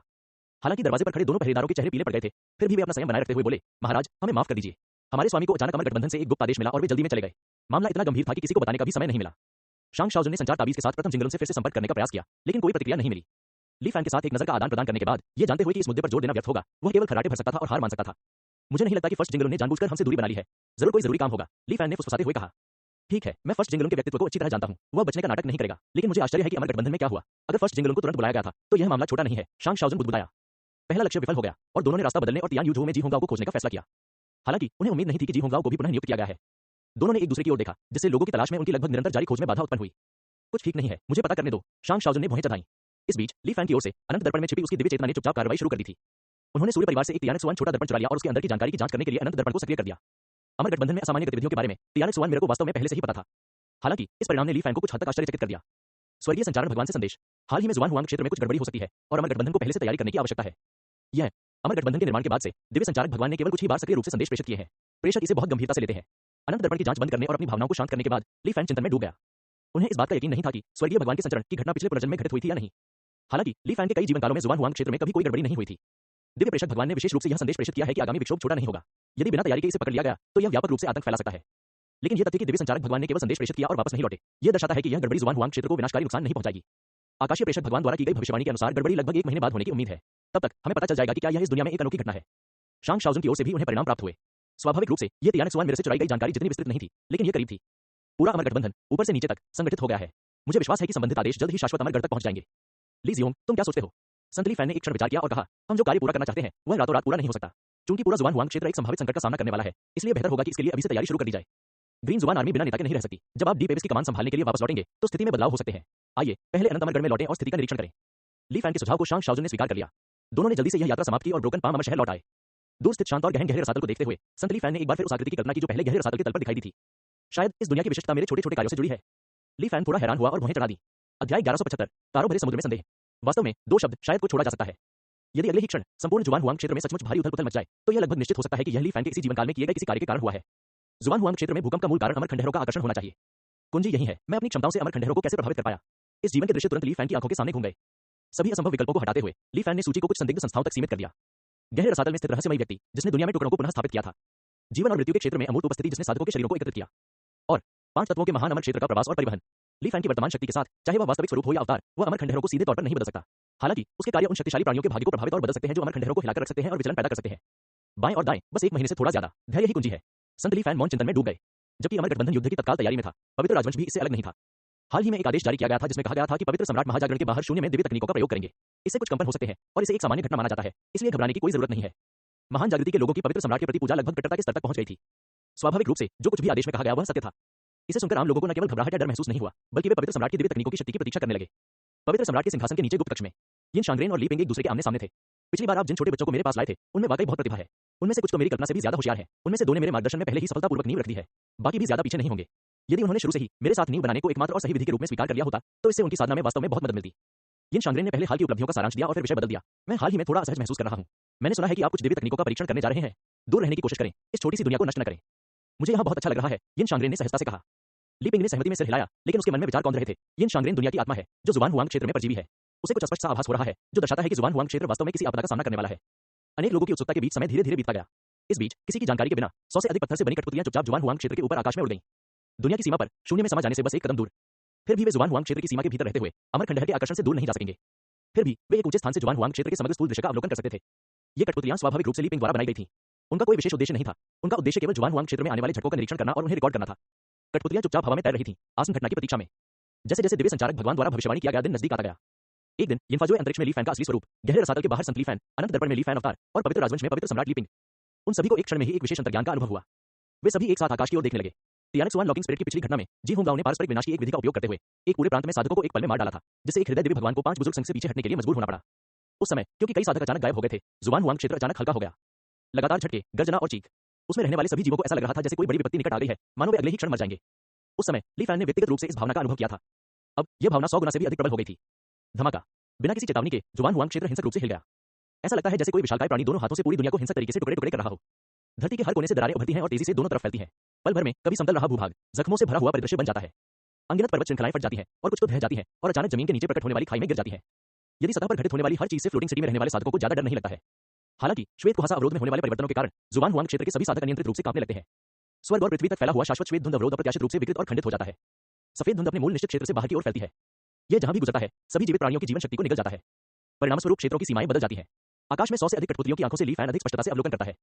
ऐसा प्रतीत होता है कि यह विनाशकारी तात्विक श्वेत धुंध जुआन हुआंग क्षेत्र के बाहर किसी चीज द्वारा आकर्षित होकर उसकी ओर बढ़ रही है। हालांकि ऐसा लगता है कि कुछ निरोधक शक्ति के कारण सफेद धुंध जुआन हुआंग क्षेत्र को नहीं छोड़ सकती है। यह दो ताकतों के बीच रस्साक्षी है जो श्वेत धुंध अवरोध के टूटने का कारण बनती है। जैसे जैसे विश्व में भारी परिवर्तन हो रहे हैं, आध्यात्मिक ऊर्जा भी हिंसक रूप से अशांत हो रही है। ली फैन स्पष्ट रूप से तूफान, आग, गड़गड़ाहट, बाढ़ और विभिन्न आपदाओं को अचानक जुआन हुआंग क्षेत्र में आते हुए देखता है। अराजक आध्यात्मिक ऊर्जा के उत्प्रेरक के तहत उनकी शक्ति सामान्य से भी अधिक शक्तिशाली हो जाती है तथा कई गुना बढ़ जाती है। और जुआन हुआंग क्षेत्र में झटके लगातार जारी हैं। यह आपदा कल्पना से कहीं अधिक स्थायी प्रतीत होती है। अंततः अमर गठबंधन साधक कार्रवाई करते हैं। वे विभिन्न तैरते शहरों से उड़ान भरते हैं, आध्यात्मिक ऊर्जा के दंगों को शांत करते हैं तथा जुआन हुआंग क्षेत्र के हिंसक झटकों के कारण उत्पन्न विभिन्न विसंगतियों को ठीक करने का प्रयास करते हैं। हिलती धरती और आकाश के बीच उनकी प्रगति कठिन है, लेकिन वास्तव में इसमें कोई घातक खतरा नहीं है। केवल संसार के कंपन ही अनिवार्यता इसके भीतर रहने वाले प्राणियों को अनियंत्रित भय का अनुभव कराएंगे। अधिकांश साधक केवल अपने मन में ही शून्य हो जाते हैं तथा आंतरिक रूप से प्रार्थना करते हैं कि यह आपदा शीघ्र ही समाप्त हो जाए। इसके अलावा वे और कुछ नहीं कर सकते। ली फैन ने दुनिया के अंत की वास्तविक स्थिति देखी है। अमर खंडहर अमर द्वारा जुआन हुआंग क्षेत्र के विनाश की तुलना में एक मामूली कंपन वास्तव में महत्वहीन है। इसलिए वह दुनिया में हो रहे बदलावों को नजरअंदाज कर सकता है और शांति से उनका अवलोकन कर सकता है। अजीब, आकाश और पृथ्वी को हिलाने वाली आकर्षक शक्ति का स्रोत। ली फैन को अचानक अपने दिल में बेचैनी का एहसास हुआ। एक विचार के साथ दुनिया के किनारे पर स्थित सैकड़ों पत्थर की बनी कठपुतलियां दूर चली गईं और अंतहीन शून्य में आ गईं। जुआन हुआंग क्षेत्र के संरक्षण के बिना कठपुतलियां एक मजबूत चूषण बल से प्रभावित होती हैं और नियंत्रित रूप से एक निश्चित दिशा में चलती हैं। हालांकि जैसे ही वे तेजी से जुआन हुआंग क्षेत्र से दूर चले जाते हैं, ली फैन उस विसंगति की पुष्टि करता है जिसे उसने महसूस किया था। जुआन हुआंग क्षेत्र में भारी भूकंप पैदा करने वाली शक्ति अमर खंडहर से नहीं है। इसके बजाय यह अंधेरे तारों वाले समुद्र की गहराई से आता है। इस अध्याय का अंत। पत्थर की कठपुतलियां जब जुआन हुआंग क्षेत्र से दूर तारों भरे आकाश की गहराइयों में चली गईं, तो उनका ली फैन से संपर्क टूट गया। हालांकि उन्होंने जो चौंकाने वाले तथ्य देखे, उनका ली फैन पर असर जारी रहा। यह अंधेरे तारों वाले समुद्र की गहराई से कैसे आ सकता है? क्या ऐसा हो सकता है कि वहां कोई और भूखा अमर छिपा हो? ली फैन को अकथनीय भय महसूस हुआ। यहां तक कि युआनिंग मिरर स्पेस में सच्चे स्व को भी आश्चर्य को दबाने के लिए जुआन हुआंग अमर हृदय मंत्र का सक्रिय रूप से उपयोग करने की आवश्यकता थी, ताकि कोई असामान्यता प्रकट न हो। ली फैन के लिए ऐसी चीजें लंबे समय से नहीं हुई थीं। जुआन हुआंग क्षेत्र में झटके जारी हैं। हालांकि समय बीतने के साथ यह स्पष्ट रूप से महसूस किया जा रहा है कि भूकंप की तीव्रता धीरे धीरे कम हो रही है। यह अकथनीय आपदा समाप्त होने वाली है। लेकिन ली फैन के दिमाग में विचारों का तूफान अभी शुरू हुआ है। अमर खंडहरों से आकर्षण, सच्चे अमर महल चरित्र, भूख की समझ के कारण होता है। बैठकर दाव को समझना, आत्मविस्मृति की स्थिति तक पहुंचना, इस तारों वाले क्षेत्र पर विनाशकारी प्रभाव डालता है। लेकिन सच्चा अमर चरित्र ऐसा नहीं है जिसे केवल एक व्यक्ति ही समझ सकता है। जुआन हुआंग क्षेत्र के स्रोत दाव प्रांत में विसंगतियां ग्रैंडमास्टर तियान डू से संबंधित प्रतीत होती हैं, जो भूख चरित्र के रहस्यों को समझते हैं। इस जुआन हुआंग अशांति के लिए दो संभावित स्पष्टीकरण हैं। एक ये है कि इस तबाही का कारण भूख के चरित्र से संबंधित नहीं है, बल्कि उसी स्तर के अस्तित्व के कारण होने वाले परिणाम है। केवल एक सच्चे अमर के स्तर की शक्ति ही जुआन हुआंग क्षेत्र पर इतना बड़ा प्रभाव डाल सकती है। लेकिन इसका मतलब यह है कि एक सच्चे अमर की शक्ति वाला एक अज्ञात अस्तित्व अभी भी अंधेरे तारों वाले समुद्र की गहराई में छिपा हुआ है। यह ली फैन को अपने दिल में ठंडक महसूस हुई। दूसरी संभावना यह है कि तारों भरे समुद्र में कोई जीवित व्यक्ति या यहां तक कि कोई संदेशवाहक भी हंगर के चरित्र को समझ रहा हो। हाल ही में एक सफलता मिली है जिससे यह गड़बड़ी पैदा हुई है। अमर संदेशवाहक द्वारा पहले से ही भविष्यवाणी करके संदेश प्रेषित करने की संभावना काफी अधिक है। लेकिन अटकलों के बावजूद कोई भी सबसे महत्वपूर्ण बिंदु की व्याख्या नहीं कर सकता। इस दुनिया में ऐसा परिवर्तन क्यों आया? दाव पत्थर से एक चमकदार रोशनी निकलती थी जो लगातार इस दुनिया के अनुभवों को दोहराती रहती थी। हालांकि यह निर्धारित करना असंभव था कि इतने महत्वपूर्ण विचलन का कारण क्या था। चाहे वह एक सच्चा अमर हो या भूख चरित्र को समझने में सक्षम कोई अस्तित्व हो, इस जीवन में मेरे कार्य उन्हें प्रभावित करने के लिए पर्याप्त नहीं होने चाहिए। लेकिन यह सब अप्रत्याशित रूप से हुआ। ली फैन चुप हो गया। जब आपकी ताकत एक खास स्तर पर पहुंच जाती है तो यही होता है। आपका हर कदम, चाहे अनजाने में ही क्यों न हो, बाहरी दुनिया पर असर डाल सकता है, यहां तक कि दूसरों की किस्मत भी बदल सकता है। परिवर्तनशीलताएं अंतहीन रूप से और भी परिवर्तनशीलताएं पैदा करती हैं और अंततः अप्रत्याशित बदलावों की ओर ले जाती हैं। मैं युआनिंग मिरर स्पेस में रह रहा हूं, जिससे संदेह की कोई गुंजाइश नहीं है। ली पिंग का अवतार केवल महान जागृति लघु विश्व में ही विचरण करता है। अगर वह पंचतत्वों वाली महान अमर भूमि को भी स्थानांतरित कर दे, तो भी यह इतना बड़ा परिवर्तन लाने के लिए पर्याप्त नहीं होगा। यह अवश्य ही संत भ्रूण की यात्राओं से संबंधित कुछ होगा। कुछ चिंतन के बाद ली फैन ने अंततः जल के स्रोत को रसातल गर्जन रसातल के तल पर रहस्यमय आकृति और जीवन और मृत्यु के पार्गेटरी में अमूर्त अस्तित्व तक सीमित कर दिया। ये दोनों एक दुनिया के टुकड़े इकट्ठा करता है और दूसरा साधकों के शरीर इकट्ठा करता है। ज्यादातर समय उन्हें डार्क स्टारी सागर में सक्रिय रहना चाहिए। संत भ्रूण द्वारा उत्पन्न गड़बड़ी के कारण उनकी गतिविधियां पिछले पुनर्जन्मों की तुलना में बदल गई है। इस प्रकार यह जुआन हुआंग गड़बड़ी की घटना का कारण बना। अंधेरे तारों भरे समुद्र में वास्तव में क्या है? इस समय ली फैन के दिल में जिज्ञासा का एक संकेत उभरा। पहले यह माना जाता था कि अंधेरे तारों भरे समुद्र में केवल जुआन हुआंग क्षेत्र ही बचा है। जुआन हुआंग क्षेत्र के पार टुकड़ों का एक तैरता हुआ संसार था, एक खामोश मृत क्षेत्र। अब ऐसा लगता है कि वहां अभी भी अज्ञात रहस्य छिपे हुए हैं। सचमुच मैं हमेशा से उलझन में रहा हूं। अंधेरे तारों वाले समुद्र में अमर लोक के टुकड़े वे कैसे मौजूद हैं? अमर खंडहरों के आकर्षण से प्रभावित होकर यहां तक कि पूर्ण अमर लोक भी अनिवार्य रूप से अमर खंडहरों की ओर खींचे चले आते हैं। इन टुकड़ों को प्रतिरोध करने में सक्षम नहीं होना चाहिए और अमर खंडहरों द्वारा बहुत पहले ही निगल लिए जाने चाहिए थे। लेकिन जुआन हुआंग क्षेत्र के निरंतर पैचिंग और तियांग सिंह की आंख में हान झोंक द्वारा देखे गए दृश्यों से ऐसा लगता है कि डार्क स्टारी सागर में अभी भी बड़ी संख्या में दुनिया के टुकड़े हैं, एक तरह से मेरे लिए अज्ञात। जुआन हुआंग क्षेत्र में रुक रुक कर आ रहे झटकों को महसूस करते हुए ली फैन को अचानक एक अंतर्दृष्टि की झलक मिली। ठीक है, पहले अमर खंडहरों के आकर्षण के कारण मैं जुआन हुआंग क्षेत्र से बचकर डार्क स्टारी सागर की खोज नहीं कर पाया था, लेकिन अब डार्क स्टारी सागर की गहराई से इस रहस्यमय आकर्षण के कारण शायद यह अत्यावश्यक है। झटके लगभग समाप्त होने वाले हैं और मेरे पास अधिक समय नहीं बचा है। टूटे हुए ताड़ के पेड़ों के शहर में जुआन हुआंग क्षेत्र के झटकों के दौरान रसातल भी बहुत शांत हो गया और कोई बाहरी शोर नहीं हुआ। दुनिया के असली आतंक का सामना करते हुए किंग हुआन सेना, जिसने 100 वर्षों तक रसातल को दबा रखा था और भयानक राक्षसी ध्वनि ज्वार का सामना कर सकती थी, पीली पड़ गई और कांपने लगी। यदि संत ब्रून ली फैन ने उन्हें पहले से जुआन हुआंग अमर हृदय मंत्र नहीं सिखाया होता, तो उनमें से कई को एक साथ दबी हुई नकारात्मक भावनाओं के प्रकोप का अनुभव हो सकता था, जिससे मानसिक रूप से टूटन हो सकती थी। साधारण किंग हुआन सैनिकों का उल्लेख नहीं करना चाहिए, यहां तक कि किंग हुआन सेना के नेता व्यापारी शाओ जुन, जो पहले से जानते थे कि जुआन हुआंग अशांति आ रही थी, फिर भी एक पीला चेहरा दिखाया, इतनी बड़ी आपदा के सामने कांप रहा था। मैंने कभी नहीं सोचा था कि विशाल जुआन हुआंग क्षेत्र एक हिंसक तूफान में नदी पर एक छोटी नाव की तरह होगा, जो किसी भी क्षण पलटने का खतरा है। व्यापारी शाओ जुन का स्वर कड़वा था। हालांकि संत ब्रून ली फैन के पास उसे सांत्वना देने का समय नहीं था। शाओ जुन, मेरी कुछ मदद करो। क्या? व्यापारी शाओ जुन ने प्रतिक्रिया देने में थोड़ी देरी की और भावशून्य स्वर में कहा। जितनी जल्दी हो सके मेरे लिए ये चीजें तैयार कर दो, आपूर्ति की सूची की ओर इशारा करके और उसे व्यापारी शाओ जुन को सौंपने के बाद संत ब्रून ली फैन गंभीर दिखे और उन्होंने अपना सिर उठाकर जुआन हुआंग क्षेत्र के आकाश की ओर देखा। इन चीजों को इकट्ठा करना कोई समस्या नहीं होनी चाहिए, इनमें से ज्यादातर चीजें पहले से ही अनंत अमर किले में है, लेकिन तुम्हें इन चीजों की क्या जरूरत है? व्यापारी शाओ जुन ने संत ब्रून ली फैन की निगाहों का पीछा किया। इतनी बड़ी शक्ति के सामने पूरी दुनिया एक खिलौने की तरह नाजुक है। शाओ जुन, क्या तुम्हें उत्सुकता नहीं है? संत ब्रून ली फैन की आंखें दृढ़ थीं, यहां तक कि पागलपन का भी आभास हो रहा था। मैं जुआन हुआंग क्षेत्र से बाहर उड़ना चाहता हूं, स्रोत तक वापस जाना चाहता हूं और सत्य का पता लगाना चाहता हूं, उसने जोर देकर कहा। बिल्कुल नहीं, जुआन हुआंग क्षेत्र के बाहर। व्यापारी शाओ जुन के हाव भाव बदल गए और उसने उसे रोकने की कोशिश की। न जाने क्यों वह बीच में ही बोलना बंद कर दिया। हा, शाओ जुन, क्या आप दो शब्द अमर खंडहर कहना चाहते हैं? संत ब्रून ली फैन ने पूछा। व्यापारी शाओ जुन इस बार पूरी तरह से हैरान था, अविश्वास से संत ब्रून ली फैन को देख रहा था। संत ब्रून ली फैन ने यह नहीं बताया कि उसे इस अति गोपनीय जानकारी के बारे में कैसे पता चला। इसके बजाय उसने हाथ हिलाकर गंभीरता से कहा, अमर खंडहरों के अस्तित्व के कारण ही यह एक दुर्लभ अवसर है। ली फैन, आप क्या है? व्यापारी शाओ जुन हैरान और अनिश्चित था। क्या ऐसा हो सकता है शाओ जुन कि आपको लगता है कि इस आपदा के पीछे का मास्टरमाइंड अमर खंडहर है? ली फैन ने पूछा। इस अध्याय का अंत। अध्याय 1177, जुआन हुआंग से शून्य को पार करना। बिल्कुल गलत। शाओ जुन के जवाब देने से पहले संत ब्रून ली फैन ने ठंडे स्वर में खंडन किया। इस शक्ति का स्रोत आसपास नहीं है, यह तारों भरे समुद्र की गहराई में है। ली फैन की बातें सुनकर शाओ जुन पूरी तरह से हतप्रभ रह गया। मुझे पता है कि आप मुझ पर विश्वास नहीं करेंगे, लेकिन कोई बात नहीं, एक बार जब मैं अमर खंडहरों की बाधाओं से सफलतापूर्वक मुक्त हो जाऊंगा, जुआन हुआंग क्षेत्र से बाहर निकल जाऊंगा, तो आप देखेंगे कि मैं सही हूं। कृपया मेरी मदद करो शाओ जुन। संत ब्रून ली फैन ने अप्रत्याशित रूप से सम्मानपूर्वक झुककर प्रणाम किया। शाओ जुन ने इस तरह के शिष्टाचार को स्वीकार करने की हिम्मत नहीं की और जल्दी से उसे रोक दिया। इतनी दूर क्यों जा रहे हो ली जियोंग? बस कुछ सामान की बात है, हमारी दोस्ती में तो बस शब्दों की बात है। यान हुआन, शाओ जुन ने अपने विश्वासपात्र को बुलाया और उसे इस मामले को संभालने का निर्देश दिया। चिंता मत करो, 3 दिन के भीतर सब कुछ तैयार हो जाएगा। बहुत धीमा, यह एक दुर्लभ अवसर है, मैं इंतजार नहीं करूंगी। एक दिन, संत ब्रून ली फैन ने बिना किसी हिचकिचाहट के कहा। शाओ जुन ने एक पल सोचा, फिर दांत पीसते हुए बोला, ठीक है, एक दिन तो होगा ही। फिर ऐसा लगा जैसे वह निजी तौर पर कुछ निर्देश दे रहे हों। यह सब करने के बाद वह ली फैन की ओर मुड़ा, एक पल के लिए हिचकिचाया और फिर बात करना बंद कर दिया। अगर आपके पास कुछ है तो कह दीजिए। ली जियोंग, क्या तुम सच में? शाओ जुन अभी भी अविश्वास में था। संत ब्रून ली फैन ने हल्के से मुस्कुराते हुए अपना निर्णय समझाया। जुआन हुआंग के झटकों का कारण बनने वाली शक्तिशाली शक्ति तारों भरे आकाश की गहराई से आती है। यह अमर खंडहर के आकर्षण से पूरी तरह अलग है, जिसने हमेशा जुआन हुआंग क्षेत्र को आकर्षित किया है। ली फैन के सामने अचानक पानी का एक तालाब दिखाई दिया। पानी के केंद्र में एक विशाल भंवर तेजी से घूम रहा था, जो अपने तेज प्रवाह के साथ अपने आसपास की हर चीज को निगल रहा था। संत ब्रून ली फैन ने धीरे से इशारा किया। इस भंवर के बाहर उसी पैमाने का एक और भंवर प्रकट हुआ। दोनों भंवरों की शक्तियां एक दूसरे के साथ हस्तक्षेप करने लगी और जल प्रवाह की दिशा अस्थिर हो गई। शाओ जुन तुरंत ली फैन का मतलब समझ गया। लेकिन क्या यह सिर्फ आपके अनुमान है? अगर आपका अनुमान गलत है तो सुबह दाव सुनना और शाम को मर जाना ही काफी है। संत ब्रून ली फैन शांत रहा, उसमें कोई डर नहीं दिखा। इस दुर्लभ अवसर को गंवाने का अफसोस मुझे जीवन भर रहेगा, भले ही मैं भविष्य में जीवित रहूं। तो मुझे जाना होगा। ली फैन का स्वर दृढ़ था। मैं देखना चाहता हूं कि किस प्रकार के अस्तित्व में इतनी महान शक्ति होती है। उसकी आंखें चमक उठीं। शाओ जुन चुप रहा। मामलों को संभालने में किंग जुआन सेना की दक्षता विश्वसनीय थी। एक ही दिन में ली फैन की आवश्यक आपूर्ति पहले से ही तैयार हो गई थी। तारों भरे समुद्र के पार खतरे बहुत हैं। ली जियोंग, क्या तुम और तैयारी नहीं करोगे? क्या तुम सिर्फ इन चीजों के साथ तारों को पार करने की योजना बना रहे हो? शाओ जुन सोचने से खुद को रोक नहीं पाया। यदि पर्याप्त समय होता तो एक ठोस उड़ने वाला जहाज बनाना बेहतर होता, लेकिन समय इसकी अनुमति नहीं देता। इसलिए मैं केवल अमर गठबंधन की धूल पार करने वाली नाव को एक अस्थायी प्रतिस्थापन के रूप में उपयोग कर सकता हूं। डस्ट क्रॉसिंग बोट अमर गठबंधन द्वारा व्हाइट मिस्ट एनिग्मा से आने जाने के लिए निर्धारित उड़ान खजाना था। 114वें युग में ली फैन इस नाव पर जी होंग गांव के साथ एबिस रो एबिस पहुंचे थे। डस्ट क्रॉसिंग बोट को विभिन्न दुर्लभ सामग्रियों से बनाया गया था, जो विभिन्न रक्षात्मक संरचनाओं से सुसज्जित थी और पूरे अनंत अमर किले में केवल 2 ही थीं। उनमें से एक का योगदान करने में सक्षम होना शाओ जुन की उदारता को दर्शाता है। हालांकि जब तक हम जुआन हुआंग क्षेत्र के बाहर 2 ताकतों के बीच सबसे तीव्र टकराव का सामना कर सकते हैं, तब तक कोई खतरा नहीं होना चाहिए। संत ब्रून ली फैन ने धूल पार करने वाली नाव को संशोधित करने के लिए अंतिम समय का उपयोग किया। दरअसल एक बात ऐसी थी जिसका उन्होंने स्पष्ट उल्लेख नहीं किया। संत ब्रून ली फैन की सितारों को पार करने की हिम्मत पर सबसे बड़ी निर्भरता किसी बाहरी वस्तु पर नहीं बल्कि उसकी अपनी नींव पर थी। एक अजीब वस्तु, स्वर्गीय उत्पत्ति की काली तलवार। कानूनों के मूर्त प्रतिनिधित्व के रूप में काली तलवार जुआन हुआंग क्षेत्र की अधिकांश चीजों की तुलना में कहीं अधिक अविनाशी थी। इसके अलावा धीरे धीरे खराब होने वाली सामान्य सुरक्षात्मक सामग्रियों के विपरीत ब्लैक स्वॉर्ड अपने शरीर को बाहरी ताकतों के साथ लगातार संयत कर सकता है, जिससे वह अधिक अनुकूलनीय बन जाता है। लॉ ट्रांसमिशन ग्रैंड मास्टर की नई विधि के लिए धन्यवाद। अगर मैं अपना भौतिक शरीर त्याग भी दूं, तो भी जब तक तलवार का नियम कायम रहेगा, मैं शून्य में जीवित रह सकता हूं। आत्मविश्वास से भरे संत ब्रून ली फैन ने विभिन्न अप्रत्याशित स्थितियों पर भी विचार किया जो जुआन हुआंग क्षेत्र से बाहर निकलने के बाद उत्पन्न हो सकती थी। उदाहरण के लिए, स्वर्गीय उत्पत्ति की काली तलवार के अजीबोगरीब नियम जुआन हुआंग क्षेत्र के तलवार दाव नियमों की ठोस अभिव्यक्ति है। अगर कोई जुआन हुआंग क्षेत्र से बाहर निकल जाए और दुनिया का समर्थन खो दे, तो क्या उसकी ताकत तुरंत कम हो जाएगी? क्या वह बेहद कमजोर हो जाएगा? इसके अलावा स्वर्गीय डॉक्टर ने एक बार उल्लेख किया था कि जुआन हुआंग क्षेत्र के बाहर शून्य में किसी को एक निश्चित बीमारी के बारे में चिंतित होने की आवश्यकता है। ली फैन ने हाथ झोंक पर यह बीमारी देखी थी, दिव्य आत्मा को संक्रमित करता हुआ घोर कालाक्षय। यहां तक कि दिव्य आत्मा की मरम्मत करने वाले असीम शून्य कानून का भी उस पर कोई राहत देने वाला प्रभाव नहीं था। संत ब्रून ली फैन को इस बीमारी से मुक्त होने की उम्मीद नहीं थी। वह बस दिव्य आत्मा को पोषण देने वाली बहुमूल्य सामग्रियों का उपयोग करके शून्य में रहने का समय बढ़ाना चाहता था। एक और दिन तेजी से बीत गया।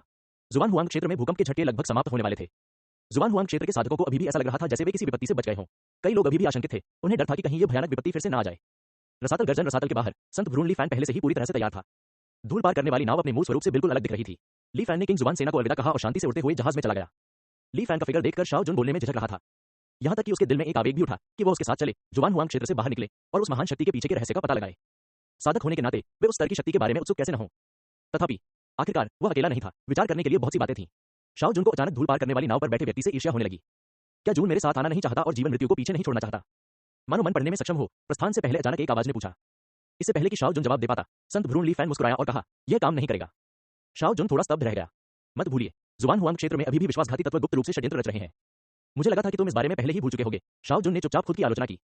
धूल पार करने वाली नाव धीरे धीरे ऊपर चढ़ती गई। संत भ्रून ली फैन की आवाज शाओ जुन के कानों में गूंज उठी। जुआन हुआंग क्षेत्र और शाश्वत अमर गठबंधन का भविष्य आप पर निर्भर करता है, शाओ जुन। यदि मैं भाग्यशाली रहा कि इस कठिन परीक्षा से बच गया, तो मैं निश्चित रूप से आपकी सहायता के लिए वापस आऊंगा।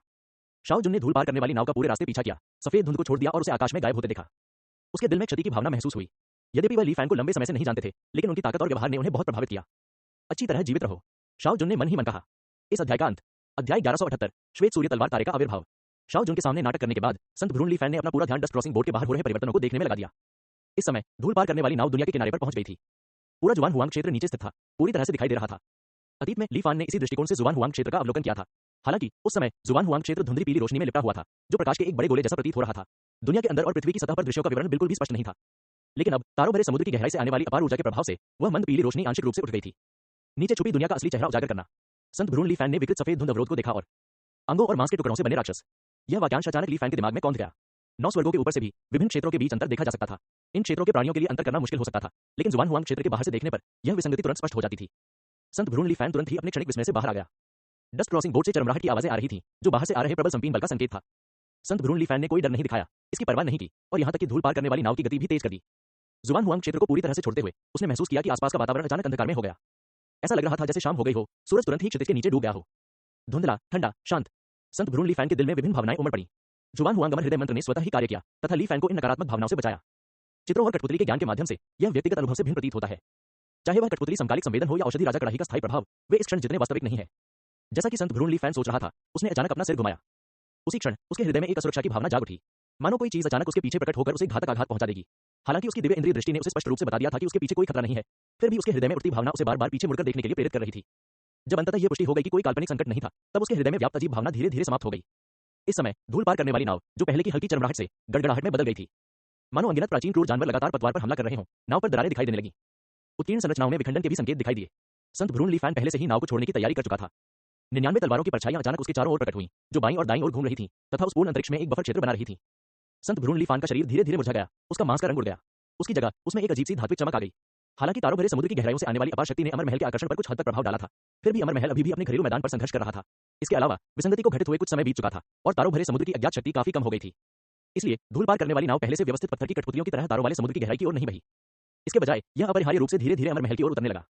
तथापि चाहे वह प्रक्षेप पथ में वक्रता परिवर्तन हो या गति परिवर्तन का परिमाण, यह उस समय से बहुत अलग था जब ली फैन ने मेडिसिन किंग कॉर्ड्रॉन को सक्रिय रूप से अमर महल में धकेल दिया था। मैंने सही अनुमान लगाया, वास्तव में जुआन हुआंग क्षेत्र को छोड़ने का यह एक दुर्लभ अवसर है।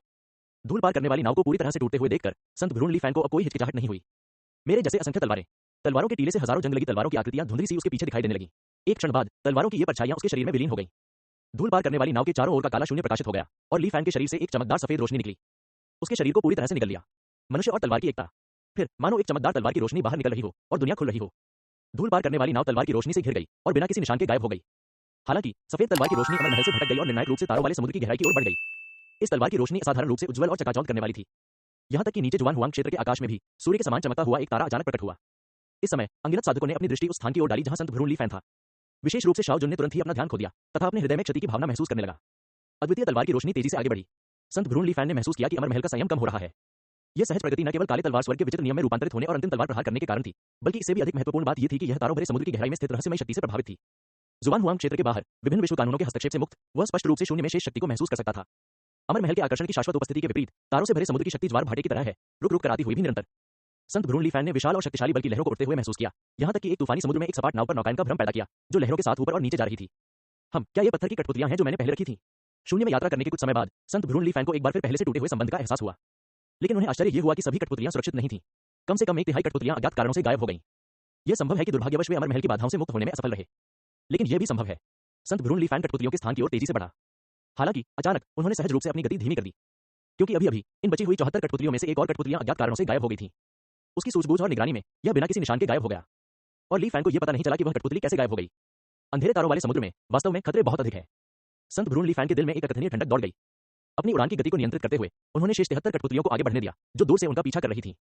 अगले कुछ क्षणों में बीच बीच में गायब हो जाने वाली कठपुतलियों ने अंधेरे तारों वाले समुद्र के शून्य में मौजूद खतरों का संकेत दिया। जैसे जैसे गायब कठपुतलियों की संख्या बढ़ती गई, ली फैन को धीरे धीरे होश आ गया। ऐसा नहीं लगता कि इन कठपुतलियों पर किसी रहस्यमयी सत्ता द्वारा हमला किया जा रहा है, ऐसा लगता है कि वे गलत स्थानों पर जा रही हैं। यहाँ तक कि अंतरिक्ष भी अस्तित्व में नहीं है, केवल शुद्ध शून्यता ही शेष है। यह एक सपाट सड़क की तरह है, जहां एक के बाद एक गहरी काली अथाह गुफाएं हैं। गलती से उनमें कदम रखने पर बिना किसी निशान के गायब हो जाने का खतरा होता है। जब ली फैन विचार कर रहा था, एक और कठपुतली गायब हो गई। केवल 61 ही बचे। इस अध्याय का अंत। अध्याय 1179, अंदर और बाहर समय की विसंगतियां। ली फैन को नहीं पता था कि इन शून्यों में गिरने के बाद उसके क्या परिणाम होंगे। इन रिक्तियों के अस्तित्व को समझने का कोई तरीका नहीं था। उन्हें एक जोखिम भरा तरीका अपनाना पड़ा, शेष पत्थर की कठपुतलियों को अन्वेषण करने देना जारी रखना तथा उन मार्गों से बचना जहां से वे स्पष्ट रूप से गायब हो गई थीं। जैसे जैसे पत्थर की कठपुतलियों की संख्या लगातार कम होती गई, ली फैन का दिल बैठ गया। इस डर से क्षय होने पर उसे डर था कि वह इस जीवन में तारों भरे समुद्र की गहराई तक नहीं पहुंच पाएगा। हालांकि ली फैन की चिंताएं साकार नहीं हुई। जब केवल 33 कठपुतलियां बचीं और बिना किसी अचानक गायब हुए लंबे समय तक शून्य में उड़ने के बाद ली फैन को थोड़ी राहत महसूस हुई। ऐसा लगता है कि ये रिक्त स्थान सबसे गहरे तारों वाले समुद्र में व्यापक रूप से फैले हुए नहीं है, बल्कि वे एक निश्चित क्षेत्र में घनीभूत रूप से केंद्रित हैं। जुबान हुआंग क्षेत्र से परे संत भ्रूण ली फैन ने सोचा। 33 कठपुतलियां आगे चल रही थीं और ली फैन की रूपांतरित तलवार की रोशनी पीछे चल रही थी। गति बढ़ती जा रही थी, आगे अज्ञात अंधकार की ओर बढ़ रही थी। चीजें मेरी अपेक्षा से अधिक सुचारू रूप से चल रही हैं। अब मैं पहले ही काफी समय से जुबान हुआंग क्षेत्र से दूर हूं, लेकिन मेरे इस जुबान हुआंग क्षेत्र तलवार अवतार ने शक्ति में कोई कमजोरी महसूस नहीं की है। यह काफी दिलचस्प है। सामान्य ज्ञान के अनुसार विश्व शक्ति के समर्थन के बिना दुनिया के परे स्वतंत्र रूप से चल रहे विभिन्न कानून अनिवार्य रूप से कुछ हद तक कमजोर हो जाएंगे। हालांकि यह कमी अब नहीं हुई।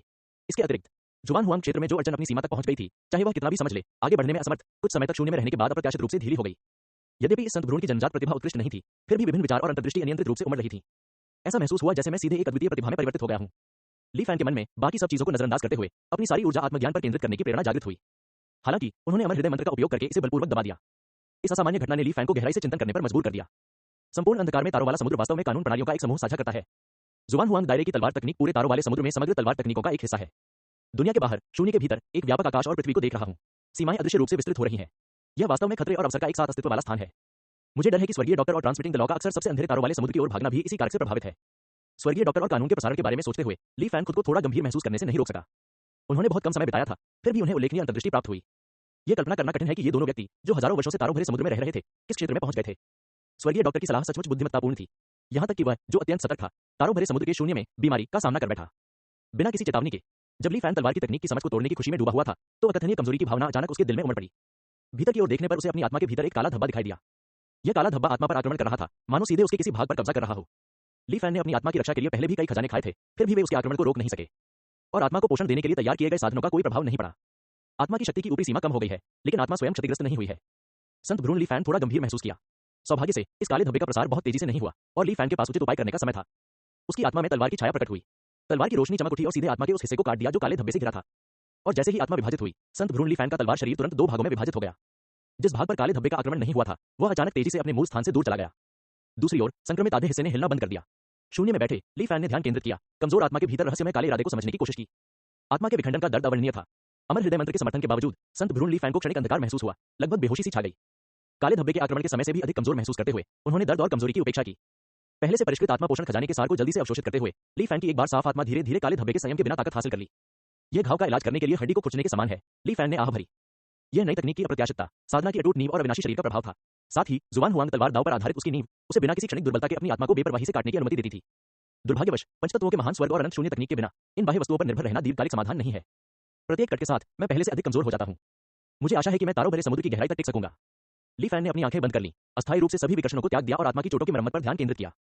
इसी समय दूसरा भाग जो काले धब्बे से संक्रमित हो गया था और शून्य में रह गया था, पहले ही अपनी अंतिम मृत्यु को गले लगा चुका था। यह वृद्धावस्था में मृत्यु से भी अधिक निराशाजनक और भयावह अंत था। वृद्धावस्था मनोभ्रंश से पीड़ित व्यक्ति की तरह, जो आधा हिस्सा मूल रूप से काले धब्बे को समझ रहा था, उसकी सोच धीमी हो गई। दिमाग लगातार सुस्त होता गया और चीजों को याद रखने में भी काफी समय लगता था। यहां तक कि अन्य शरीरों के साथ समन्वित चेतना भी विभिन्न स्तरों पर अवरुद्ध, पूर्णतः समझ से परे प्रतीत हो रही थी। अंततः यह पूरी तरह से मानसिक स्थिरता की स्थिति में पहुंच गया। आत्मा की तरह यह भी पूर्ण मौन में बदल गया। इस अंधेरे तारों भरे समुद्र के समान जुबान हुआंग क्षेत्र, युफा जुए का स्थान। ली फैन का मुख्य शरीर संत भ्रूण से प्रेषित छवियों को महसूस कर रहा था और उसे ठंड का एहसास हुआ। जिस बात ने उसे परेशान किया वह अदृश्य रिक्त स्थान या तारों से भरे समुद्र में फैली काले धब्बों की महामारी नहीं थी। यह उसके मुख्य शरीर और संत भ्रूण के बीच का समय अंतर था। संत भ्रूण तलवार का रूप धारण करके और तारों भरे समुद्र की शक्ति का उपयोग करते हुए पहले ही जुबान हुआंग क्षेत्र से काफी दूर तक यात्रा कर चुका था। इसलिए ली फैन ने पाया कि जुबान हुआंग क्षेत्र और सबसे गहरे तारों वाले समुद्र की गहराई के बीच समय के प्रवाह में विसंगति थी। ऐसा लगता है कि यह अमर रसात से प्रभावित है। भले ही यह अमर रसातल के किनारे जितना भयानक न हो, जहां 1000 साल पल भर में बीत जाते हैं, लेकिन सबसे गहरे तारों वाले समुद्र के अन्य क्षेत्रों की तुलना में यहां समय का प्रवाह धीमा है। अब यह लगभग 1 से 2 अनुपात है, और जैसे जैसे संत भ्रूण दूर होता जा रहा है, यह अनुपात अभी भी बढ़ रहा है। ली फैन और अधिक संभावनाओं के बारे में सोचने से खुद को रोक नहीं सका। ऊंची दीवारों के भीतर का संपूर्ण अंधकार में तारों वाला समुद्र अनिवार्य रूप से अलग अलग स्तरों पर अमर रसातल से प्रभावित है। क्या इसका मतलब यह है कि ऊंची दीवारों के अंदर और बाहर समय का प्रवाह समान नहीं है? क्या यह संभव है कि जुआन हुआंग क्षेत्र में प्राचीन अमर पथ से संबंध तोड़ने वाली आपदा को हजारों साल हो गए हों, और ऊंची दीवारों के बाहर शायद क्या समय और भी अधिक बीत गया है? ये सोचते हुए ली फैन ने अपनी आंखें बंद कर लीं, जिससे उनके भीतर चमक का एक संकेत छिप गया। इस अध्याय का अंत, अध्याय 1180, तारों भरा समुद्र पथिक। अंतिम अध्याय में कुछ संशोधन किए गए थे, इसलिए जो लोग इसे पहले पढ़ चुके हैं, उन्हें इसे दोबारा पढ़ना चाहिए। यद्यपि अमर गठबंधन और 5 बुजुर्गों के बीच टकराव के दौरान तकनीकी विकास धीमा नहीं था, फिर भी विभिन्न साधन अंतहीन रूप से उभर कर सामने आए। वास्तव में तीव्र विकास का यह काल 3000 वर्षों से भी कम समय तक चला। अमर मार्ग को खंडित करने वाली महाविपत्ति के बाद से हजारों वर्षों तक जुआन हुआंग साम्राज्य का अधिकांश समय आपसी मारकाट और कलह में बीता। सभ्यता प्रगति करने के बजाय पीछे चली गई। यदि मेरा अनुमान सही है, तो यह विश्वास करना कठिन है कि ऊंची दीवारों के अंदर और बाहर सभ्यता के बीच कितना बड़ा अंतर हो सकता है। एक बंद सभ्यता जो खुद को दुनिया की सबसे ताकतवर सभ्यता बताती थी, एक दिन अचानक बाहरी दुनिया का रास्ता खुल गया। कई युगों से आगे के दुश्मनों की सैन्य शक्ति का सामना करते हुए कोई प्रतिरोध नहीं था, तेजी से गिरते और नष्ट होते जा रहे थे। सभ्यता के इतिहास में ऐसी घटनाएं असामान्य नहीं थीं। आज भी न केवल पालौकिक से पहले ऐसे लोग हैं जो जुआन हुआंग क्षेत्र से कटे हुए हैं, साधकों के अस्तित्व को भूलकर वे फलती फूलती नश्वर शक्तियां स्थापित करते हैं और इतिहासकार उनकी उपलब्धियों का बखान करते हैं। फिर भी केवल एक फाउंडेशन बिल्डिंग कल्टीवेटर के साथ तथाकथित स्वर्ण युग को आसानी से पलट दिया जा सकता है। ली फैन का लक्ष्य हमेशा उत्कृष्टता और अमरता रहा है। इसके लिए उसने खतरनाक जुआन हुआंग क्षेत्र में एक रास्ता खोलने के लिए अनगिनत चक्रों से गुजरना पड़ा है। अंततः उसका लक्ष्य इस अंधकार में तारों भरे समुद्र को छोड़कर ऊंची दीवारों से आगे जाने का है। लेकिन इस समय ऊंची दीवारों के पार सभ्यता के संभावित अस्तित्व के बारे में अटकलें ली फैन को चुपके से सिहरन पैदा कर देती है। अगर वाकई कोई साधना सभ्यता है जो इतने सालों से विकसित हो रही है, तो हो सकता है कि उन्होंने सच्चे अमर प्राणियों के बराबर शक्ति हासिल कर ली हो। हो सकता है कि उनका वास्तविकता पर कुछ प्रभाव भी हो। ली फैन की निगाहें झपक रही थीं, उसके विचार अस्थिर थे। फिर भी उसे डर नहीं लगा। यह सचमुच उनका सबसे बड़ा आत्मविश्वास था। बार बार पीछे लौटने, यादों और अनुभवों को पूर्व निर्धारित बिंदु पर वापस लाने में सक्षम होने के कारण भले ही ऊंची दीवारों के पार की सभ्यता वास्तव में लाखों वर्षों से आगे हो, वह कुछ चक्रों के माध्यम से आसानी से खेल के मैदान को समतल कर सकता है। बस सावधान रहने की जरूरत है। जब तक स्थिति स्पष्ट नहीं हो जाती, मैं अपने असली रूप में अवतारों और पवित्र भ्रूणों का उपयोग करके बाहर नहीं जाऊंगा। हर चीज में सावधानी सबसे पहले आती है। मुझे इस बात का डर नहीं है कि ऊंची दीवारों के पार राक्षस हो सकते हैं, लेकिन मुझे इस बात का डर है कि ऊंची दीवारों के पार कुछ भी नहीं हो सकता है।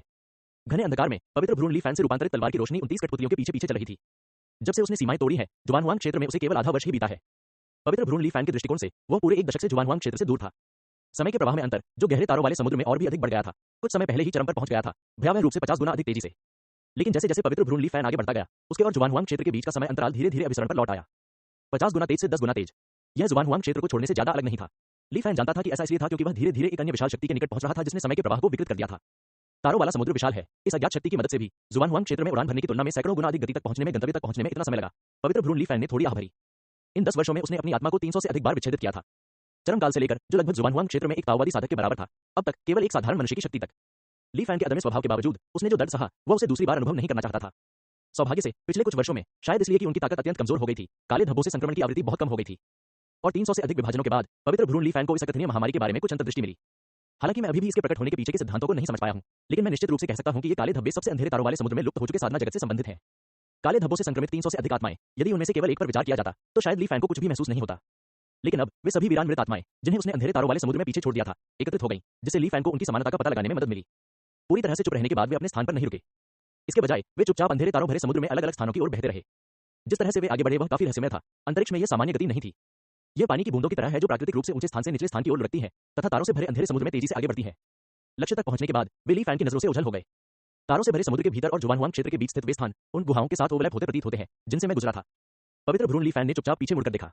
ऐसा प्रतीत होता है कि सबसे अंधेरे तारों वाले समुद्र के भीतर विभिन्न अविश्वसनीय घटनाएं आपस में जुड़ी हो सकती हैं। तो अमर खंडहरों के बराबर की तारों वाली समुद्री शक्ति के बारे में क्या बात है? जब मैं पहले जुआन हुआंग क्षेत्र में था तो मुझे कुछ भी महसूस क्यों नहीं हुआ, और हाल ही में यह अचानक फट गया। संदेह से भरे पवित्र भ्रूण ली फैन के मन में आगे के अज्ञात मार्ग के बारे में जिज्ञासा बढ़ती गई। अपने चिंतन में वह अचानक सतर्क हो गया और सामने देखने लगा। ऐसा एहसास हुआ मानो कोई आपको घूर रहा हो, लेकिन इस बार यह पिछले 10 वर्षों में उनके द्वारा अनुभव की गई किसी भी चीज से कहीं अधिक मजबूत था। इससे पवित्र भ्रूण ली फैन के रोंगटे खड़े हो गए और उसका दिल तेजी से धड़कने लगा, मानो आगे के अंधेरे शून्य में कोई अत्यंत भयावह उपस्थिति थी। ली फैन के विचार सबसे पहले एक पत्थर की कठपुतली को संकट की ओर ले गए। फिर दूर से तलवार की रोशनी आती है जो वार करती है। पत्थर की कठपुतली किसी चीज से टकराती हुई प्रतीत हुई, जिससे एक धीमी सी आवाज निकली। फिर कठपुतली ली फैन की नजरों से ओझल हो गई। अपनी आत्मा की कमी से प्रभावित होकर ली फैन ने जो तलवार की रोशनी छोड़ी वह उतनी चमकदार नहीं थी जितनी कि जब उसने पहली बार जुआन हुआंग क्षेत्र छोड़ा था, लेकिन फिर भी इसने आसपास के घने अंधेरे स्थान को प्रकाशित कर दिया। अचानक अंधेरे से बड़ी बड़ी 2 आंखें प्रकट हुई ली फैन को घूरते हुए, और एक सूखा हुआ हाथ चुपचाप पवित्र भ्रूण ली फैन के पास पहुंचा उसे पकड़ने के लिए।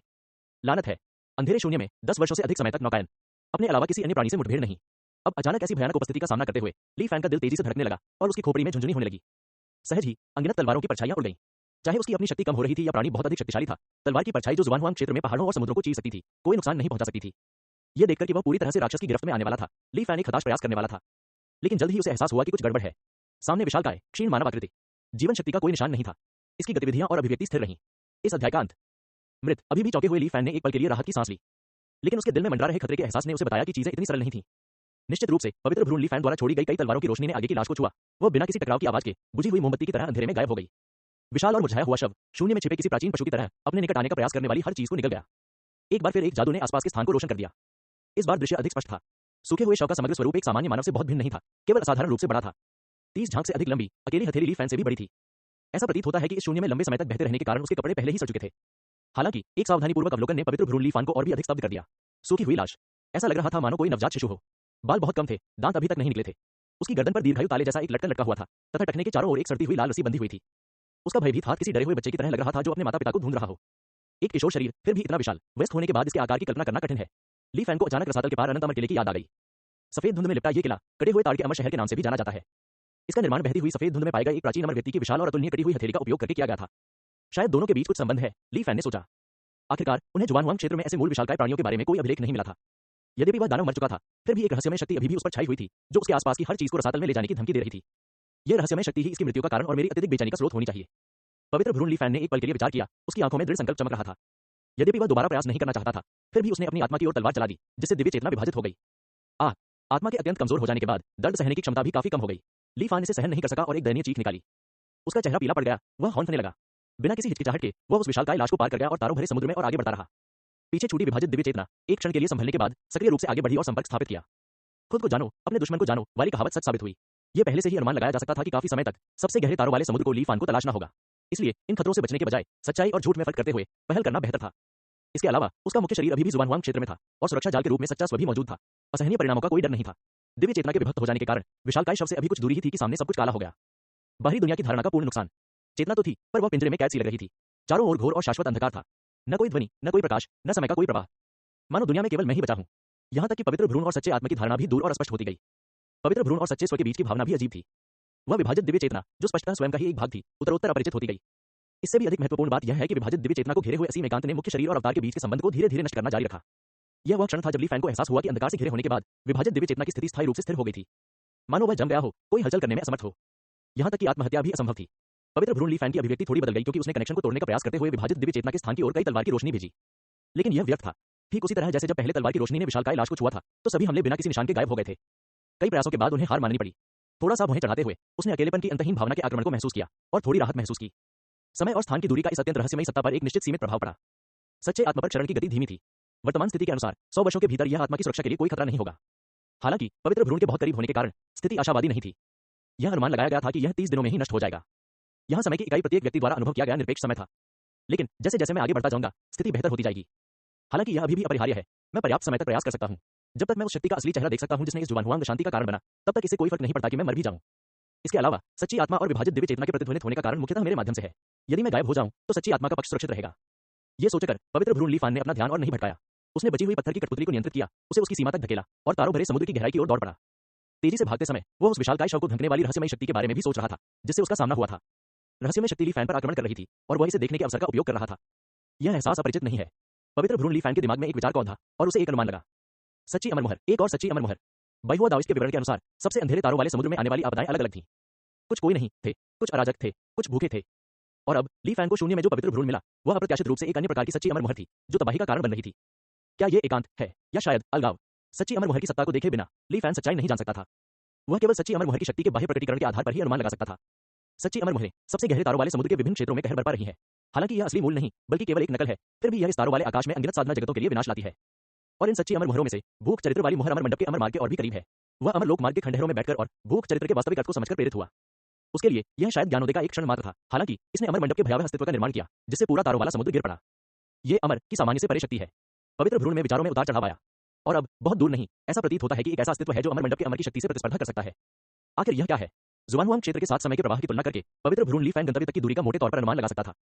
जैसे जैसे दोनों पक्षों के बीच समय का अनुपात धीरे धीरे 3 से 1 तक गिरता गया, पवित्र भ्रूण ली फैन को पता चल गया कि जिस अज्ञात सत्ता की वह तलाश कर रहा था, वह बस आगे ही थी।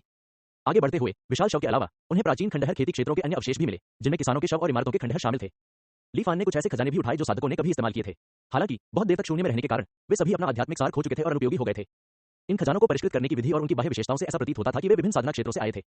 ये प्रतीत होने वाली कचरा वस्तुएं शायद शून्य में दो बलों के बीच कुछ नाजुक संतुलन के कारण अमर मंडप की ओर नहीं खींची गईं, बल्कि स्थिर रहीं या तारों भरे समुद्र की गहराई की ओर बह गईं। ऐसा लग रहा था जैसे पूरी दुनिया ने उन्हें भुला दिया है। वह जितना आगे बढ़ता गया, उतना ही अधिक यह कचरा शून्य को भरता गया, जो अतीत से भिन्न साधना क्षेत्रों का प्रमाण था। यह समझ नहीं पा रहा था कि इन वस्तुओं में अभी भी सच्ची अमर मोहरों की शक्ति है या नहीं, इसलिए पवित्र भ्रूण ली फान ने उन्हें छूने की हिम्मत नहीं की। वह बस कठपुतली और तलवार के शरीर को नियंत्रित करता रहा और लगातार उनसे बचता रहा। इससे उसकी गति अनिवार्यतः धीमी हो गई। सौभाग्य से मेरा अनुमान सही था। मैं उस तारकीय शक्ति के जितना करीब पहुंचता हूं, मुझ पर अलगाव तकनीक का प्रभाव उतना ही कमजोर होता जाता है। मैं अस्थायी रूप से निगले जाने से बच गया हूं। तथापि सच्ची अमर मोहरों की शक्ति को कम करके नहीं आंका जाना चाहिए। यद्यपि पवित्र भ्रूण पूरी तरह नष्ट नहीं हुआ था, फिर भी पवित्र भ्रूण ली फैन ने अपने व्यवहार और विचारों में विभिन्न परिवर्तन महसूस किए।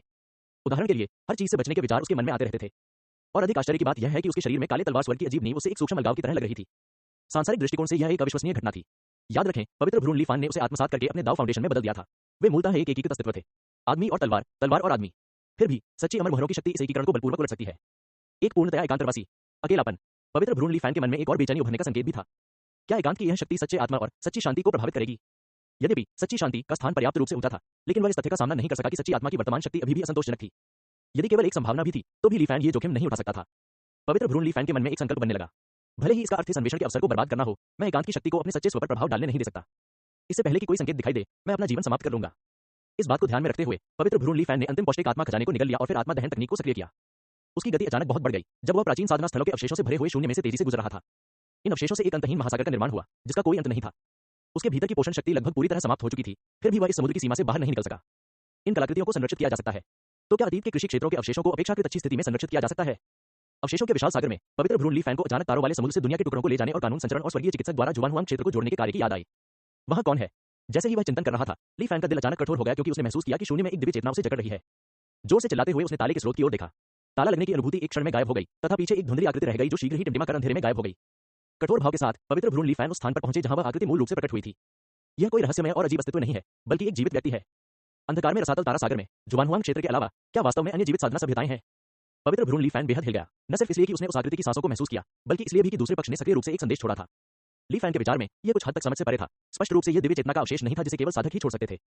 फायर 3 7 दिन अर्धचंद्र गलती। ली फैन इन दो छोटे वाक्यों को देखकर सोच में डूब गया। यह किसी प्रकार का गुप्त कोड होना चाहिए, लेकिन साधना जगत की यह सर्वत्र प्रयुक्त लिपि निस्संदेह किसी जीवित साधक की है। यद्यपि उसने अभी तक उस तार्कीय शक्ति को नहीं देखा था जिसने जुवानहुआंग क्षेत्र में उथल-पुथल मचा दी थी, लेकिन यह ज्ञान की तारा समुद्र में सभ्यता का एक और बीज था। ली फैन के लिए पहले से ही महत्वपूर्ण था। इतने सालों तक डार्क एबिस स्टार सागर में जीवित रहने के लिए जीवित रहने के संसाधनों को सुनिश्चित करने में सक्षम होने के अलावा सबसे महत्वपूर्ण बात अमर मंडप के आकर्षण का विरोध करना है। दो ताकतों के बीच नाजुक संतुलन बिंदु पर स्थित स्थान ने एक सुरक्षित क्षेत्र बनाया है। इसका मतलब यह भी है। ली फैन की निगाहें अज्ञात साधक की दिव्य चेतना के अवशेष को देखते हुए झपक गईं और उन्होंने सावधानीपूर्वक उत्तर देने से परहेज किया। अमर मंडप से मुकाबला करने में सक्षम तार्कीय शक्ति हाल ही में अचानक प्रकट नहीं हुई है, लेकिन किसी परिवर्तन के कारण यह अचानक जोर से फट गया। इसलिए इसे अमर मंडप से बहुत दूर जुवानहुआंग क्षेत्र द्वारा महसूस किया गया। ली फैन ने एक बार फिर अपने मन में अमर मंडप और कानून संचरण आकाशीय के आंकड़े देखे। इन दोनों व्यक्तियों ने स्पष्ट रूप से लंबे समय तक डार्क एबिस स्टार सागर में यात्रा की थी और वे इस बात से भली भांति परिचित होंगे। दिलचस्प। एकांत की शक्ति के कारण पवित्र भ्रूण ली फैन का कुछ हद तक उदासीन हृदय सभ्यता के एक नए बीज के बारे में जानने पर फिर से हलचल करने लगा। लेकिन ली फैन ने इसे बलपूर्वक दबा दिया। भले ही मैंने अभी तक उनसे संपर्क नहीं किया है, लेकिन ऐसे कठोर वातावरण में जीवित रहना स्पष्ट रूप से आसान नहीं है। और डार्क एबिस स्टार सागर में कानून जुवानहुआंग की तुलना में अधिक परिपूर्ण है और उनकी सीमाएं भी ऊंची हैं। ये लोग यहाँ इतने लंबे समय से रह रहे हैं, उनकी ताकत को कम करके नहीं आंका जाना चाहिए। हालांकि ली फैन ने जुवानहुआंग क्षेत्र के लिए कोई चिंता नहीं दिखाई। जुवानहुआंग में राक्षस बड़े पैमाने पर थे और लॉ ट्रांसमिशन सेलेस्टियल के पास नई तकनीकें थीं। इसके विपरीत यहाँ के समुद्र के खंडहर दरिद्र थे। अगर वे सचमुच लड़े तो जुवानहुआंग राज्य निस्संदेह उन्हें कुचल देगा। मैं बहुत ज्यादा सोच रहा था, इतनी बड़ी दूरी के साथ एक दूसरे से मिलना एक विलासिता होगी जब तक कि यह एक संयोग न हो। उन्होंने दो जीवित सभ्यताओं के अवशेषों को लड़ाने के विचार को अस्थायी रूप से टाल दिया। अब ली फैन के सामने मुख्य समस्या ये थी कि उनके पास ज्यादा समय नहीं बचा था। क्या उसे तार्कीय शक्ति के स्रोत की खोज करते हुए बर्बाद समुद्र की गहराई की ओर बढ़ना जारी रखना चाहिए, या फिर उसे यहाँ की सभ्यता से संपर्क बनाने की कोशिश करनी चाहिए? बिना अधिक सोचे समझे थोड़े चिंतन के बाद पवित्र भ्रूण ली फैन ने निर्णय लिया। उन्होंने बाद वाले को चुना। वे लंबे समय से यहाँ रह रहे हैं और उन्हें तारों की शक्ति के बारे में बेहतर समझ होनी चाहिए। बिना किसी उद्देश्य के भटकने के बजाय दूसरों से मार्गदर्शन लेना बेहतर है। पवित्र भ्रूण ली फैन की आंखें चमक उठी। इस अध्याय का अंत। यद्यपि पवित्र भ्रूण ली फैन ने इस अन्य जीवित सभ्यता से तार्कीय शक्ति के बारे में जानकारी खोजने का निर्णय लिया था, लेकिन वह लापरवाही से सीधे उनसे संपर्क करने वाला नहीं था। आखिरकार उसने डार्क एबिस स्टार सागर के आधे से अधिक हिस्से को पार कर लिया था, जिससे शून्य काले धब्बे की बीमारी के क्षण और उसकी दिव्य आत्मा के निरंतर कटाव का विरोध करने के लिए उसकी ताकत काफी कमजोर हो गई थी। यदि वह जानकारी जुटाने में असफल रहा और इसके विपरीत दूसरे पक्ष द्वारा पकड़ लिया गया तो यह एक बड़ा मजाक बन जाएगा। चूंकि यहाँ एक सभ्यता जीवित रह सकती है, इसलिए शून्य में विभिन्न अजीब क्षणों से बचने के तरीके होने चाहिए। मैं छाया में छिपकर रहूंगा, धीरे धीरे अपनी ताकत बहाल करूंगा और फिर योजनाएं बनाऊंगा। एक पल में पवित्र भ्रूण ली फैन ने अपना मन बना लिया था। सबसे पहले उसने अपनी अत्यंत कमजोर दिव्य आत्मा में ठीक अपने माथे के बीचों बीच एक बंधन लगा दिया। अगर कुछ भी गड़बड़ होती तो वह खुद को मुक्त कर सकता था, जिससे तुरंत बच निकलने का रास्ता सुनिश्चित हो जाता था। फिर ली फैन ने अपनी आकृति छुपा ली और अवशेषों के इस महासागर का पता लगाना शुरू कर दिया। उसने पहले से संदिग्ध आकृति का पीछा नहीं किया, इस डर से कि कहीं वह कोई जाल न हो। इसके बजाय पवित्र भ्रूण ली फैन ने दूसरी दिशा चुनी और खोजबीन शुरू कर दी। इस खतरनाक शून्य में अगर छिपे हुए साधक हैं तो वे निस्संदेह सुरक्षा के लिए संरचनाओं और प्रतिबंधों का उपयोग करेंगे। इन निशानों को खोजकर मैं सूत्र का अनुसरण कर सकता हूँ। संरचना पथ में मेरी दक्षता जुवानहुआंग क्षेत्र से कई पीढ़ियों आगे है। यहाँ तो मेरा कोई सानी नहीं है। ये ली फैन का प्रारंभिक विचार था।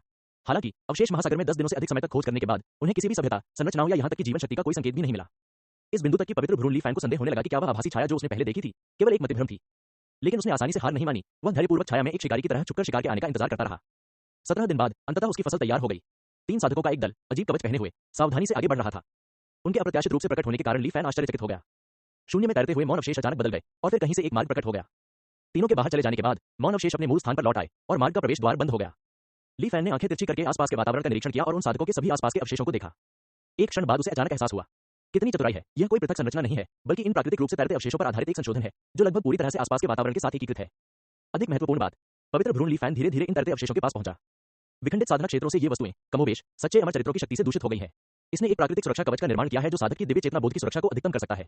यही कारण है कि मैं अपनी अथक खोज के बावजूद उनके छिपने का स्थान नहीं ढूंढ सका। ली फैन को अचानक समझ आ गया, वास्तव में इस संरचना का परिष्कार साधारण था, लेकिन विभिन्न लोगों के विनाश का कारण बनने वाले सच्चे अमर पात्रों की शक्ति के संचार और परिचय के साथ यह अचानक एक ऐसे स्तर तक बढ़ गया कि ली फैन की वर्तमान संरचना दक्षता भी आसानी से नहीं सुलझ सकी। बेशक अगर वह उन अवशेषों के संभावित दुष्प्रभावों को नजरअंदाज कर दे और बलपूर्वक उस संरचना को तोड़ दे तो भी वह ऐसा कर सकता था।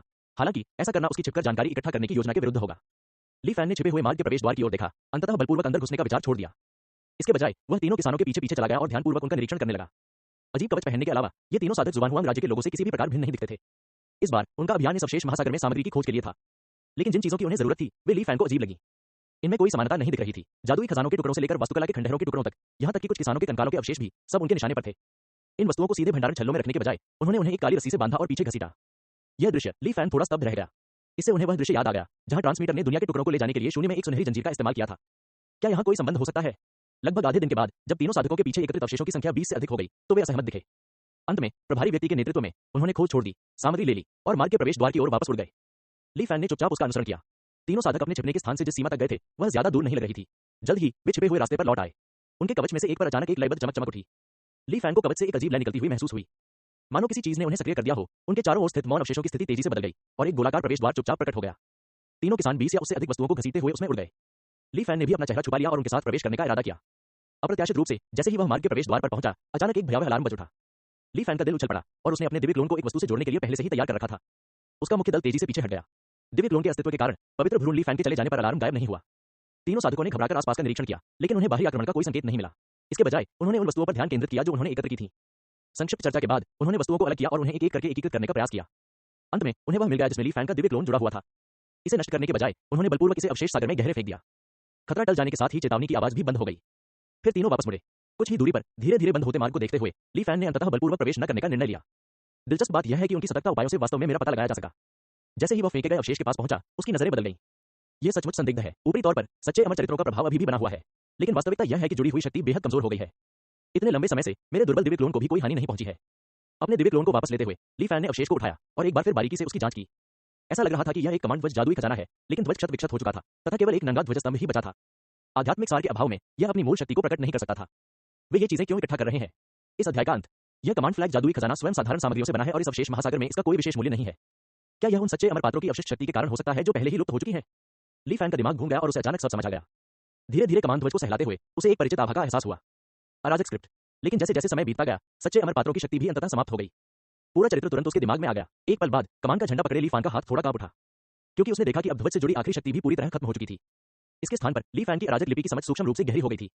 यह प्रगति बहुत सूक्ष्म थी। हालांकि ली फैन की अराजक लिपि की समझ बुनियादी थी, जिससे प्रगति अपेक्षाकृत स्पष्ट थी। ली फैन ने इसे तुरंत समझ लिया। क्या यह वास्तव में ज्ञान प्राप्ति की सामग्री बन सकती है? ली फैन कुछ चौंक गया। अब जब उसने यहाँ तैरते हुए अनगिनत अवशेषों को देखा तो उसकी नजरें बिल्कुल बदल गईं। दुर्भाग्य से ऐसा लगता है कि केवल सच्चे अमर चरित्रों की शक्ति के आत्मक्षय वाले अवशेषों को ही ज्ञानोदय की सामग्री के रूप में इस्तेमाल किया जा सकता है, अन्यथा नुकसान का खतरा हो सकता है। उन्हें अलग करने की विधि। ली फैन ने अपनी नजरें छुपे हुए स्थान की ओर घुमाई। अगले 6 महीने तक ली फैन छाया में छिपा रहा। जब भी साधक अवशेष इकट्ठा करने जाते वह यही प्रक्रिया दोहराता। एकत्रित अवशेषों से जुड़ने के लिए दिव्य क्लोन भेजना। एक कारण अलार्म की ट्रिगरिंग प्रणाली का अध्ययन करना था और दूसरा कारण सच्चे अमर चरित्रों के ज्ञान से युक्त सभी अवशेष प्राप्त करना था। जुबानहुआंग क्षेत्र में मुख्य शरीर की चेतना पूरी तरह से अंतविघटन डिस्क के भीतर अज्ञात गठन का विश्लेषण करने में लगी हुई थी। प्राप्त 8 अवशेषों के अध्ययन के माध्यम से ली फैन अपने निर्णय के प्रति अधिक आश्वस्त हो गया। डार्क स्टार सागर में जीवित सभ्यता इन अवशेषों को अध्ययन करने और यहाँ तक कि सच्चे अमर पात्रों की शक्ति का उपयोग करने के लिए एकत्र कर रही थी। इस शक्ति के स्तर को समझने में सक्षम होने से ऐसा लगता है कि यहाँ की ताकत को कम करके नहीं आंका जाना चाहिए। 8 अवशेषों में से 3 लुआंग से आए थे, 2 जीत से और शेष 2 अन्य सच्चे अमर पात्रों से प्रभावित थे जिन्हें अभी तक समझा नहीं जा सका था। ली फैन ने भी उनके बीच अंतर देखा। उन्होंने लुआंग और जी को व्यक्तिगत रूप से देखा था और उनके मूल स्वरूप की एक मोटी समझ हासिल की थी, भले ही वे अज्ञात व्यक्तियों द्वारा बनाई गई नकलें ही क्यों न हो। इससे उन्हें अवशेषों पर मौजूद अवशिष्ट शक्ति को ज्ञानोदय की सामग्री के रूप में सहजता से अवशोषित करने में मदद मिली। अन्य 2 के साथ स्थिति काफी अलग थी। केवल लगभग विलुप्त हो चुकी अवशिष्ट शक्ति पर निर्भर रहते हुए उनके सार को समझना तो दूर, उनकी प्रकृति को समझना भी चुनौतीपूर्ण था। उपयोग के संदर्भ में उनकी दक्षता लुआंग और जी की तुलना में बहुत कम थी, शायद 10,000 गुना या उससे अधिक का अंतर था। ऊपर से नीचे तक समझने और नीचे से ऊपर की ओर शुरू करने में यही अंतर है। सच्चे अमर चरित्रों का सही अर्थ जानकर कोई भी उन सभी को समझ सकता है। जबकि अगर आप अज्ञानता से शुरुआत करते हैं, आंख मूंदकर खुद ही खोज और शोध करते हैं, आसमान पर चढ़ने जितना कठिन, नश्वर साधनों से सच्चे अमृतत्व की शक्ति का पता लगाने का प्रयास। ली फैन ने उसी समय विचार किया, सभी साधकों को सच्चे अमर चरित्रों के वास्तविक अर्थ को देखने के पर्याप्त अवसर नहीं मिल सकते। धुंध में उल्टी तहों के दायरे में छिपी अराजक लिपि का सामना आम लोगों के लिए जीवन भर करना मुश्किल है। जहां तक भुखमरी की लिपि का सवाल है, वह अमर वेदी पर उत्कीर्ण है। इसका साक्षी होना मृत्यु की ओर ले जाता है। अगर मेरे पास सच्चा स्वर्ण होता तो मैं इसमें महारत हासिल नहीं कर पाता। वहां शून्य स्क्रिप्ट भी है, जिसे मैंने एक टूटी हुई छोटी दुनिया की सुनहरी खोपड़ी में संयोग से खोजा था। ली फैन ने अंधेरे में छिपी अज्ञात सभ्यता को देखा और स्वाभाविक रूप से एक विचार उभरा। कहावत है, दुर्लभ चीजें कीमती हो सकती हैं। इस सभ्यता में इन सच्चे अर्थों का मूल्य मेरी कल्पना से भी अधिक हो सकता है। 30 दिन से अधिक समय बाद अंतविघटन डिस्क ने अंततः चेतावनी के लिए ट्रिगरिंग तंत्र को समाप्त कर दिया। एहतियात के तौर पर ली फैन ने सीधे तौर पर खुद को जोखिम में नहीं डाला। इसके बजाय उन्होंने जांच के लिए दिव्य क्लोनों का उपयोग जारी रखा। पिछले आधे साल में हालांकि उसने कई आत्मा के टुकड़े काटे, लेकिन इस सभ्यता के छिपने के स्थान के पास के क्षेत्र में कुछ अजीब शक्ति थी। यह शक्ति शून्य में सभी प्रकार के अजीबोगरीब आक्रमणों का प्रतिरोध कर सकती थी, जिससे संत भ्रूण ली फैन जल्दी से ठीक हो सकते थे। उसके लिए दिव्य क्लोनों को काटना थोड़ा कष्टदायक था। अंतविघटन डिस्क वास्तव में विश्वसनीय थी। इस बार दिव्य क्लोन द्वारा संलग्न अवशेष सफलतापूर्वक निरीक्षण में सफल हो गया और मार्ग में प्रवेश कर गया। उसकी संवेदना बहुत कमजोर हो गई, लेकिन वह अभी भी छिपने की जगह के अंदर की स्थिति को स्पष्ट रूप से समझ सकता था। तीनों काली रस्सी के सहारे आगे बढ़ते रहे, 3 सुरक्षित मार्गों से गुजरते हुए अंततः सुरक्षित क्षेत्र में प्रवेश कर गए। वे उत्सुकता से अपने कवच उतारते रहे और लगातार शिकायत करते रहे, अमर जहाज के पास उपयोगी अवशेष कम होते जा रहे हैं। इस बार हमें बहुत कम मिले। मुझे डर है कि अगले मिशन में हमें सुरक्षित क्षेत्र छोड़ना पड़ेगा। हम 100 साल से यहाँ रह रहे हैं, मुझे नहीं पता कि हम यहाँ से क्यों नहीं गए। ऐसा कहा गया था कि डॉकिंग स्थान को बदलने की योजना थी, लेकिन हाल ही में शश इस पर चर्चा न करना ही बेहतर है। वुजिंग को सिर्फ इसी वजह से 10 साल की कैद की सजा सुनाई गई थी। तीनों ने चतुराई से इस विषय को टाल दिया। अपनी जीत को साथ लेकर वे छिपने के स्थान की गहराई की ओर बढ़ते रहे। अमर जहाज। ली फैन ने उनकी बातचीत सुनकर सोचा। एक लंबे अंधेरे रास्ते से गुजरने के बाद अचानक सामने का रास्ता खुल गया। वे एक सुंदर घाटी में पहुंचे। उनके सामने सफेद बालों वाला एक बूढ़ा आदमी, एक किताब जैसी दिखने वाली अजीब कलाकृति पकड़े हुए, तीनों का इंतजार कर रहा था। मैं इस बार देख लूंगा। बूढ़ा आदमी, जो पहले मुस्कुरा रहा था, तीनों के पीछे अवशेषों की संख्या देखकर उदास हो गया। बड़े साहब, हमें माफ कर दीजिए, इस बार हमारी किस्मत अच्छी नहीं थी। तीनों में से सबसे बुजुर्ग किसान ने कड़वी मुस्कान के साथ कहा। बूढ़े आदमी ने अपना सिर हिलाया, आह भरी, और ज्यादा कुछ नहीं कहा। उसके हाथ में रखी पुस्तक नुमा कलाकृति से प्रकाश की एक किरण निकली और उसने सभी अवशेषों को अपने घेरे में ले लिया। जैसे ही प्रकाश वापस लौटा, ऐसा लगा जैसे अवशेषों का निरीक्षण पूरा हो गया हो। अगली बार इसकी भरपाई करने की कोशिश करो। आप अमर जहाज की स्थिति से अच्छी तरह वाकिफ हैं। अगर हम हर बार 1 या 2 टुकड़े चूक जाते हैं तो कुछ समय के लिए तो ठीक है, लेकिन अगर ये लंबे समय तक चलता रहा तो हम सब मुसीबत में पड़ जाएंगे। बूढ़े व्यक्ति ने ठंडे स्वर में कहा। वरिष्ठ किसान ने कोई बहस नहीं की, केवल बार बार सिर हिलाया। बूढ़े आदमी ने निर्देश दिया, मुझे अवशेषों को टूटे हुए अमर टॉवर तक पहुंचाने में मदद करें। इस अध्याय का अंत। बूढ़े व्यक्ति का अनुरोध सुनकर तीनों किसान क्षण भर के लिए स्तब्ध रह गए। एल्डर गॉ यह नियमों का पालन नहीं करता। हम। बूढ़े आदमी ने जवाब में तीनों को ठंडी नजर से देखा। तीनों को अपनी बात निकलनी पड़ी। कोई अन्य विकल्प न होने पर वरिष्ठ साधक ने अपना हाथ ऊपर उठाया, अवशेषों को बांधा और घाटी से बाहर चला गया। रास्ते में एक साधक बोला, भाई झाओ, अमर जहाज के नियमों में स्पष्ट रूप से लिखा है कि सीमा विनाश से अवशेष एकत्र करने के बाद उन्हें दिव्य धुरी न्यायालय में जमा करना होगा। इस नियम का उल्लंघन राजद्रोह माना जाता है। अब वह चाहता है कि हम उन्हें टूटे हुए अमर टॉवर में ले जाएं। हाँ, अमर जहाज पर हर कोई जानता है कि टूटा हुआ अमर टावर और सेलेस्टियल पिवट कोर्ट एक दूसरे से झगड़ रहे हैं। वह बूढ़ा आदमी बिना हाथ धोए टूटे हुए अमर टावर को खुश करना चाहता है, बस हमें हुक्म दे रहा है। अगर कुछ गड़बड़ हुई तो हम बच नहीं पाएंगे। भाई झाओ नाम के साधक के चेहरे पर एक अप्रिय भाव था, लेकिन वह शिकायत में शामिल नहीं हुआ। इसके बजाय उसने दोनों व्यक्तियों को चुप रहने का इशारा किया। कुछ संदेशों का चुपचाप आदान प्रदान करने के बाद दोनों व्यक्ति अंततः शांत हो गए। तीनों हवा में नहीं उड़े, बल्कि घाटी से बाहर एक रास्ते पर चलते हुए निकले। दृश्य अचानक बदल गया, मानो तारों भरे समुद्र के शून्य में वापस लौट आया हो। हालांकि ये शून्य घने अंधेरे तारों भरे समुद्र के उस उदास और खामोश बाहरी अंतरिक्ष से बिल्कुल अलग था। वहां गर्माहट महसूस हो रही थी, हल्की हवाएं एक जीवंत ऊर्जा लेकर बह रही थीं। धुंधले से दिखाई दे रहे थे रंग बिरंगे तारे जो बीच बीच में टिमटिमा रहे थे। इस सामंजस्यपूर्ण दृश्य के विपरीत एक विचित्र दृश्य था। शून्य में एक विशालकाय प्राणी गर्व से खड़ा था, बंद आंखों और मुरझाए शरीर के साथ, जो बहुत पहले मर चुके ज़ोंबी जैसा लग रहा था। उस विशालकाय व्यक्ति की छाती ऊपर नीचे हो रही थी तथा चारों दिशाओं में गर्म हवाएं छोड़ रही थी। इसे भयानक बनाने वाली बात यह थी कि विशालकाय के मुंह से एक मोटी शाखा निकल रही थी, जो एक घने छत्र के रूप में विकसित हो रही थी। करीब से देखने पर पता चला कि उस विशालकाय जीव का पूरा शरीर शाखाओं और टहनियों से घिरा हुआ था। उसका निचला शरीर अनगिनत उलझी हुई रेशमी जड़ों में बदल गया था, जो हवा में जीवित जीवों की तरह लहरा रही थी। इस विचित्र दृश्य ने तीनों को विचलित कर दिया और उन्होंने केवल एक आह भरी, लगता है फॉलो दाओ, दानव अपने अंतिम चरण में है। मुझे आश्चर्य है कि सेलेस्टियल पिवट कोर्ट अब आगे क्या लेकर आएगा। वह टूटा हुआ अमर टॉवर बड़ी बड़ी बातें करता है, अमर जहाज की ऊर्जा समस्याओं को पूरी तरह से हल करने का दावा करता है। वे इतने लंबे समय से बातें कर रहे हैं, लेकिन अभी तक किसी भी प्रभावी परिणाम का कोई संकेत नहीं है। देखते हैं, कहा जा रहा है कि इस बार कोई क्रांतिकारी सफलता मिली है, वरना वह बूढ़ा कुत्ता अचानक इतना मिलनसार न होता। समूह में विभिन्न विषयों पर चर्चा करते हुए बातचीत हुई। जब वे घाटी से बाहर निकले और शून्य में उड़े तो उनके नीचे एक हरा रास्ता दिखाई दिया, जो अन्य स्थानों के लिए हवाई मार्ग बना रहा था। उड़ान की कोई आवश्यकता नहीं थी, हरा रास्ता स्वयं ही तेजी से आगे बढ़ रहा था। शून्य में अमर जहाज का समग्र दृश्य अंततः दृष्टिगोचर हुआ। आकाशीय पिंडों जैसे दिखने वाले तैरते हुए महाद्वीप हर जगह बिखरे हुए थे। शून्य में अजीब पेड़ों द्वारा परजीवी विशालकाय जीव, विशाल वृक्षों से अनगिनत हरे धागे फैले हुए थे, जो विभिन्न महाद्वीपों को आपस में जोड़ रहे थे। ली फैन का दिव्य क्लोन सीमा विलुप्ति अवशेष के भीतर छिप गया और गुप्त रूप से सब कुछ देख रहा था।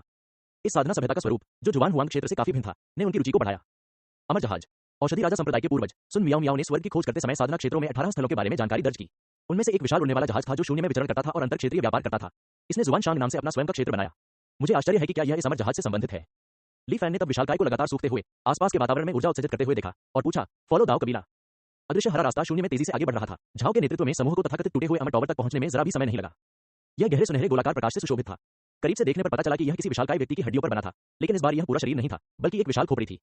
ली फैन को यह देखकर आश्चर्य हुआ कि इस खोपड़ी के केंद्र में अभी भी एक आंख थी। खोपड़ी के नष्ट हो जाने के बावजूद आंख ने अपनी जीवन शक्ति नहीं खोई। विशाल आंख कसकर बंद रही, लेकिन थोड़ा थोड़ा घूमती रही। एक अकथनीय खतरे की भावना को महसूस करते हुए ली फैन का दिव्य क्लोन निर्णायक रूप से अपने पास मौजूद सीमा विलुप्ति अवशेष से बच निकला। वह शून्य में ही रहा और तीनों साधकों के साथ टूटे हुए अमर टॉवर में नहीं गया। यह निर्णय सही साबित हुआ। अचानक विशाल नेत्र गोलक खुल गया और आसपास का निरीक्षण करने लगा। कुछ भी असामान्य न पाकर वह पुनः बंद हो गया। तभी झाओ उपनाम वाले साधकों की तिकड़ी ने टूटे हुए अमर टॉवर में प्रवेश किया। ली फैन के दिव्य क्लोन ने तीन आंखों वाली खोपड़ी पर ध्यान केंद्रित करना जारी नहीं रखा, बल्कि धैर्यपूर्वक टूटे हुए अमर टॉवर के बाहर शून्य में उनकी वापसी की प्रतीक्षा की। तीन आंखों वाली एक गहरी सुनहरी खोपड़ी। यह वैसा ही लग रहा है जैसा मैंने वॉर्ड कैरेक्टर की खोज के समय देखा था। हालांकि इस अमर जहाज में यह थोड़ा कमजोर लग रहा है। आकार का ताकत से कोई लेना देना नहीं है। ली फैन को पहले भी एक गहरे सुनहरे रंग की तीन आंखों वाली खोपड़ी मिली थी। हालांकि तीसरी आंख पूरी तरह से गायब हो गई थी और भूरे रंग की फफूंद के प्रजनन पात्र में बदल गई थी। फिर भी उसे एक बेहद खतरनाक एहसास हो रहा था।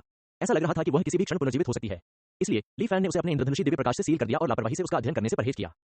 वर्तमान तीन आंखों वाली खोपड़ी बड़ी होने और उसमें जीवित आंख होने के बावजूद ली फैन को यह आभास देती थी कि वह पूरी तरह से मृत है और उसके पुनर्जीवित होने की कोई संभावना नहीं है। यह एक रहस्यमय अंतर्ज्ञान था। इस चक्र में मुझे जुवान हुआंग क्षेत्र से परे की ज्यादा चीजें देखने को नहीं मिली। यहाँ आने के बाद से मुझे लगभग सभी चीजें देखने को मिल चुकी हैं। ऐसा लगता है कि इस अमर जहाज में सचमुच कुछ तरकीबें हैं। संपूर्ण विश्व संसाधनों के बिना किसी को छिपे हुए तारों वाले समुद्र से जीवित रहने के लिए जो कुछ भी आवश्यक है उसे प्राप्त करना होगा, जिससे इस अमर जहाज की नींव की गहराई शायद मेरी कल्पना से कहीं अधिक होगी। ली फैन के विचार उमड़ पड़े। वह लगातार यह गणना कर रहे थे कि कहां से सफलता प्राप्त की जाए। अभी तीनों साधकों की बातचीत से उन्हें पता चला कि अमर जहाज सेलेस्टियल पिवट कोर्ट और टूटे हुए अमर टॉवर के बीच सत्ता संघर्ष में उलझा हुआ प्रतीत हो रहा था। यह स्थिति ली फैन के लिए एक बाहरी व्यक्ति के रूप में बहुत ही रोचक थी। केवल उपद्रव मचाकर ही तुम मछली पकड़ सकते हो। इस अमर जहाज पर अराजकता पैदा करने का कोई तरीका खोजो। कुछ ही देर बाद झाओ उपनाम वाले तीन साधक टूटे हुए अमर टॉवर से बाहर निकले। पहले के उनके असंतुष्ट व्यवहार के विपरीत इस बार उन सभी के चेहरे पर खुशी थी। उनका उत्साह नियंत्रित था।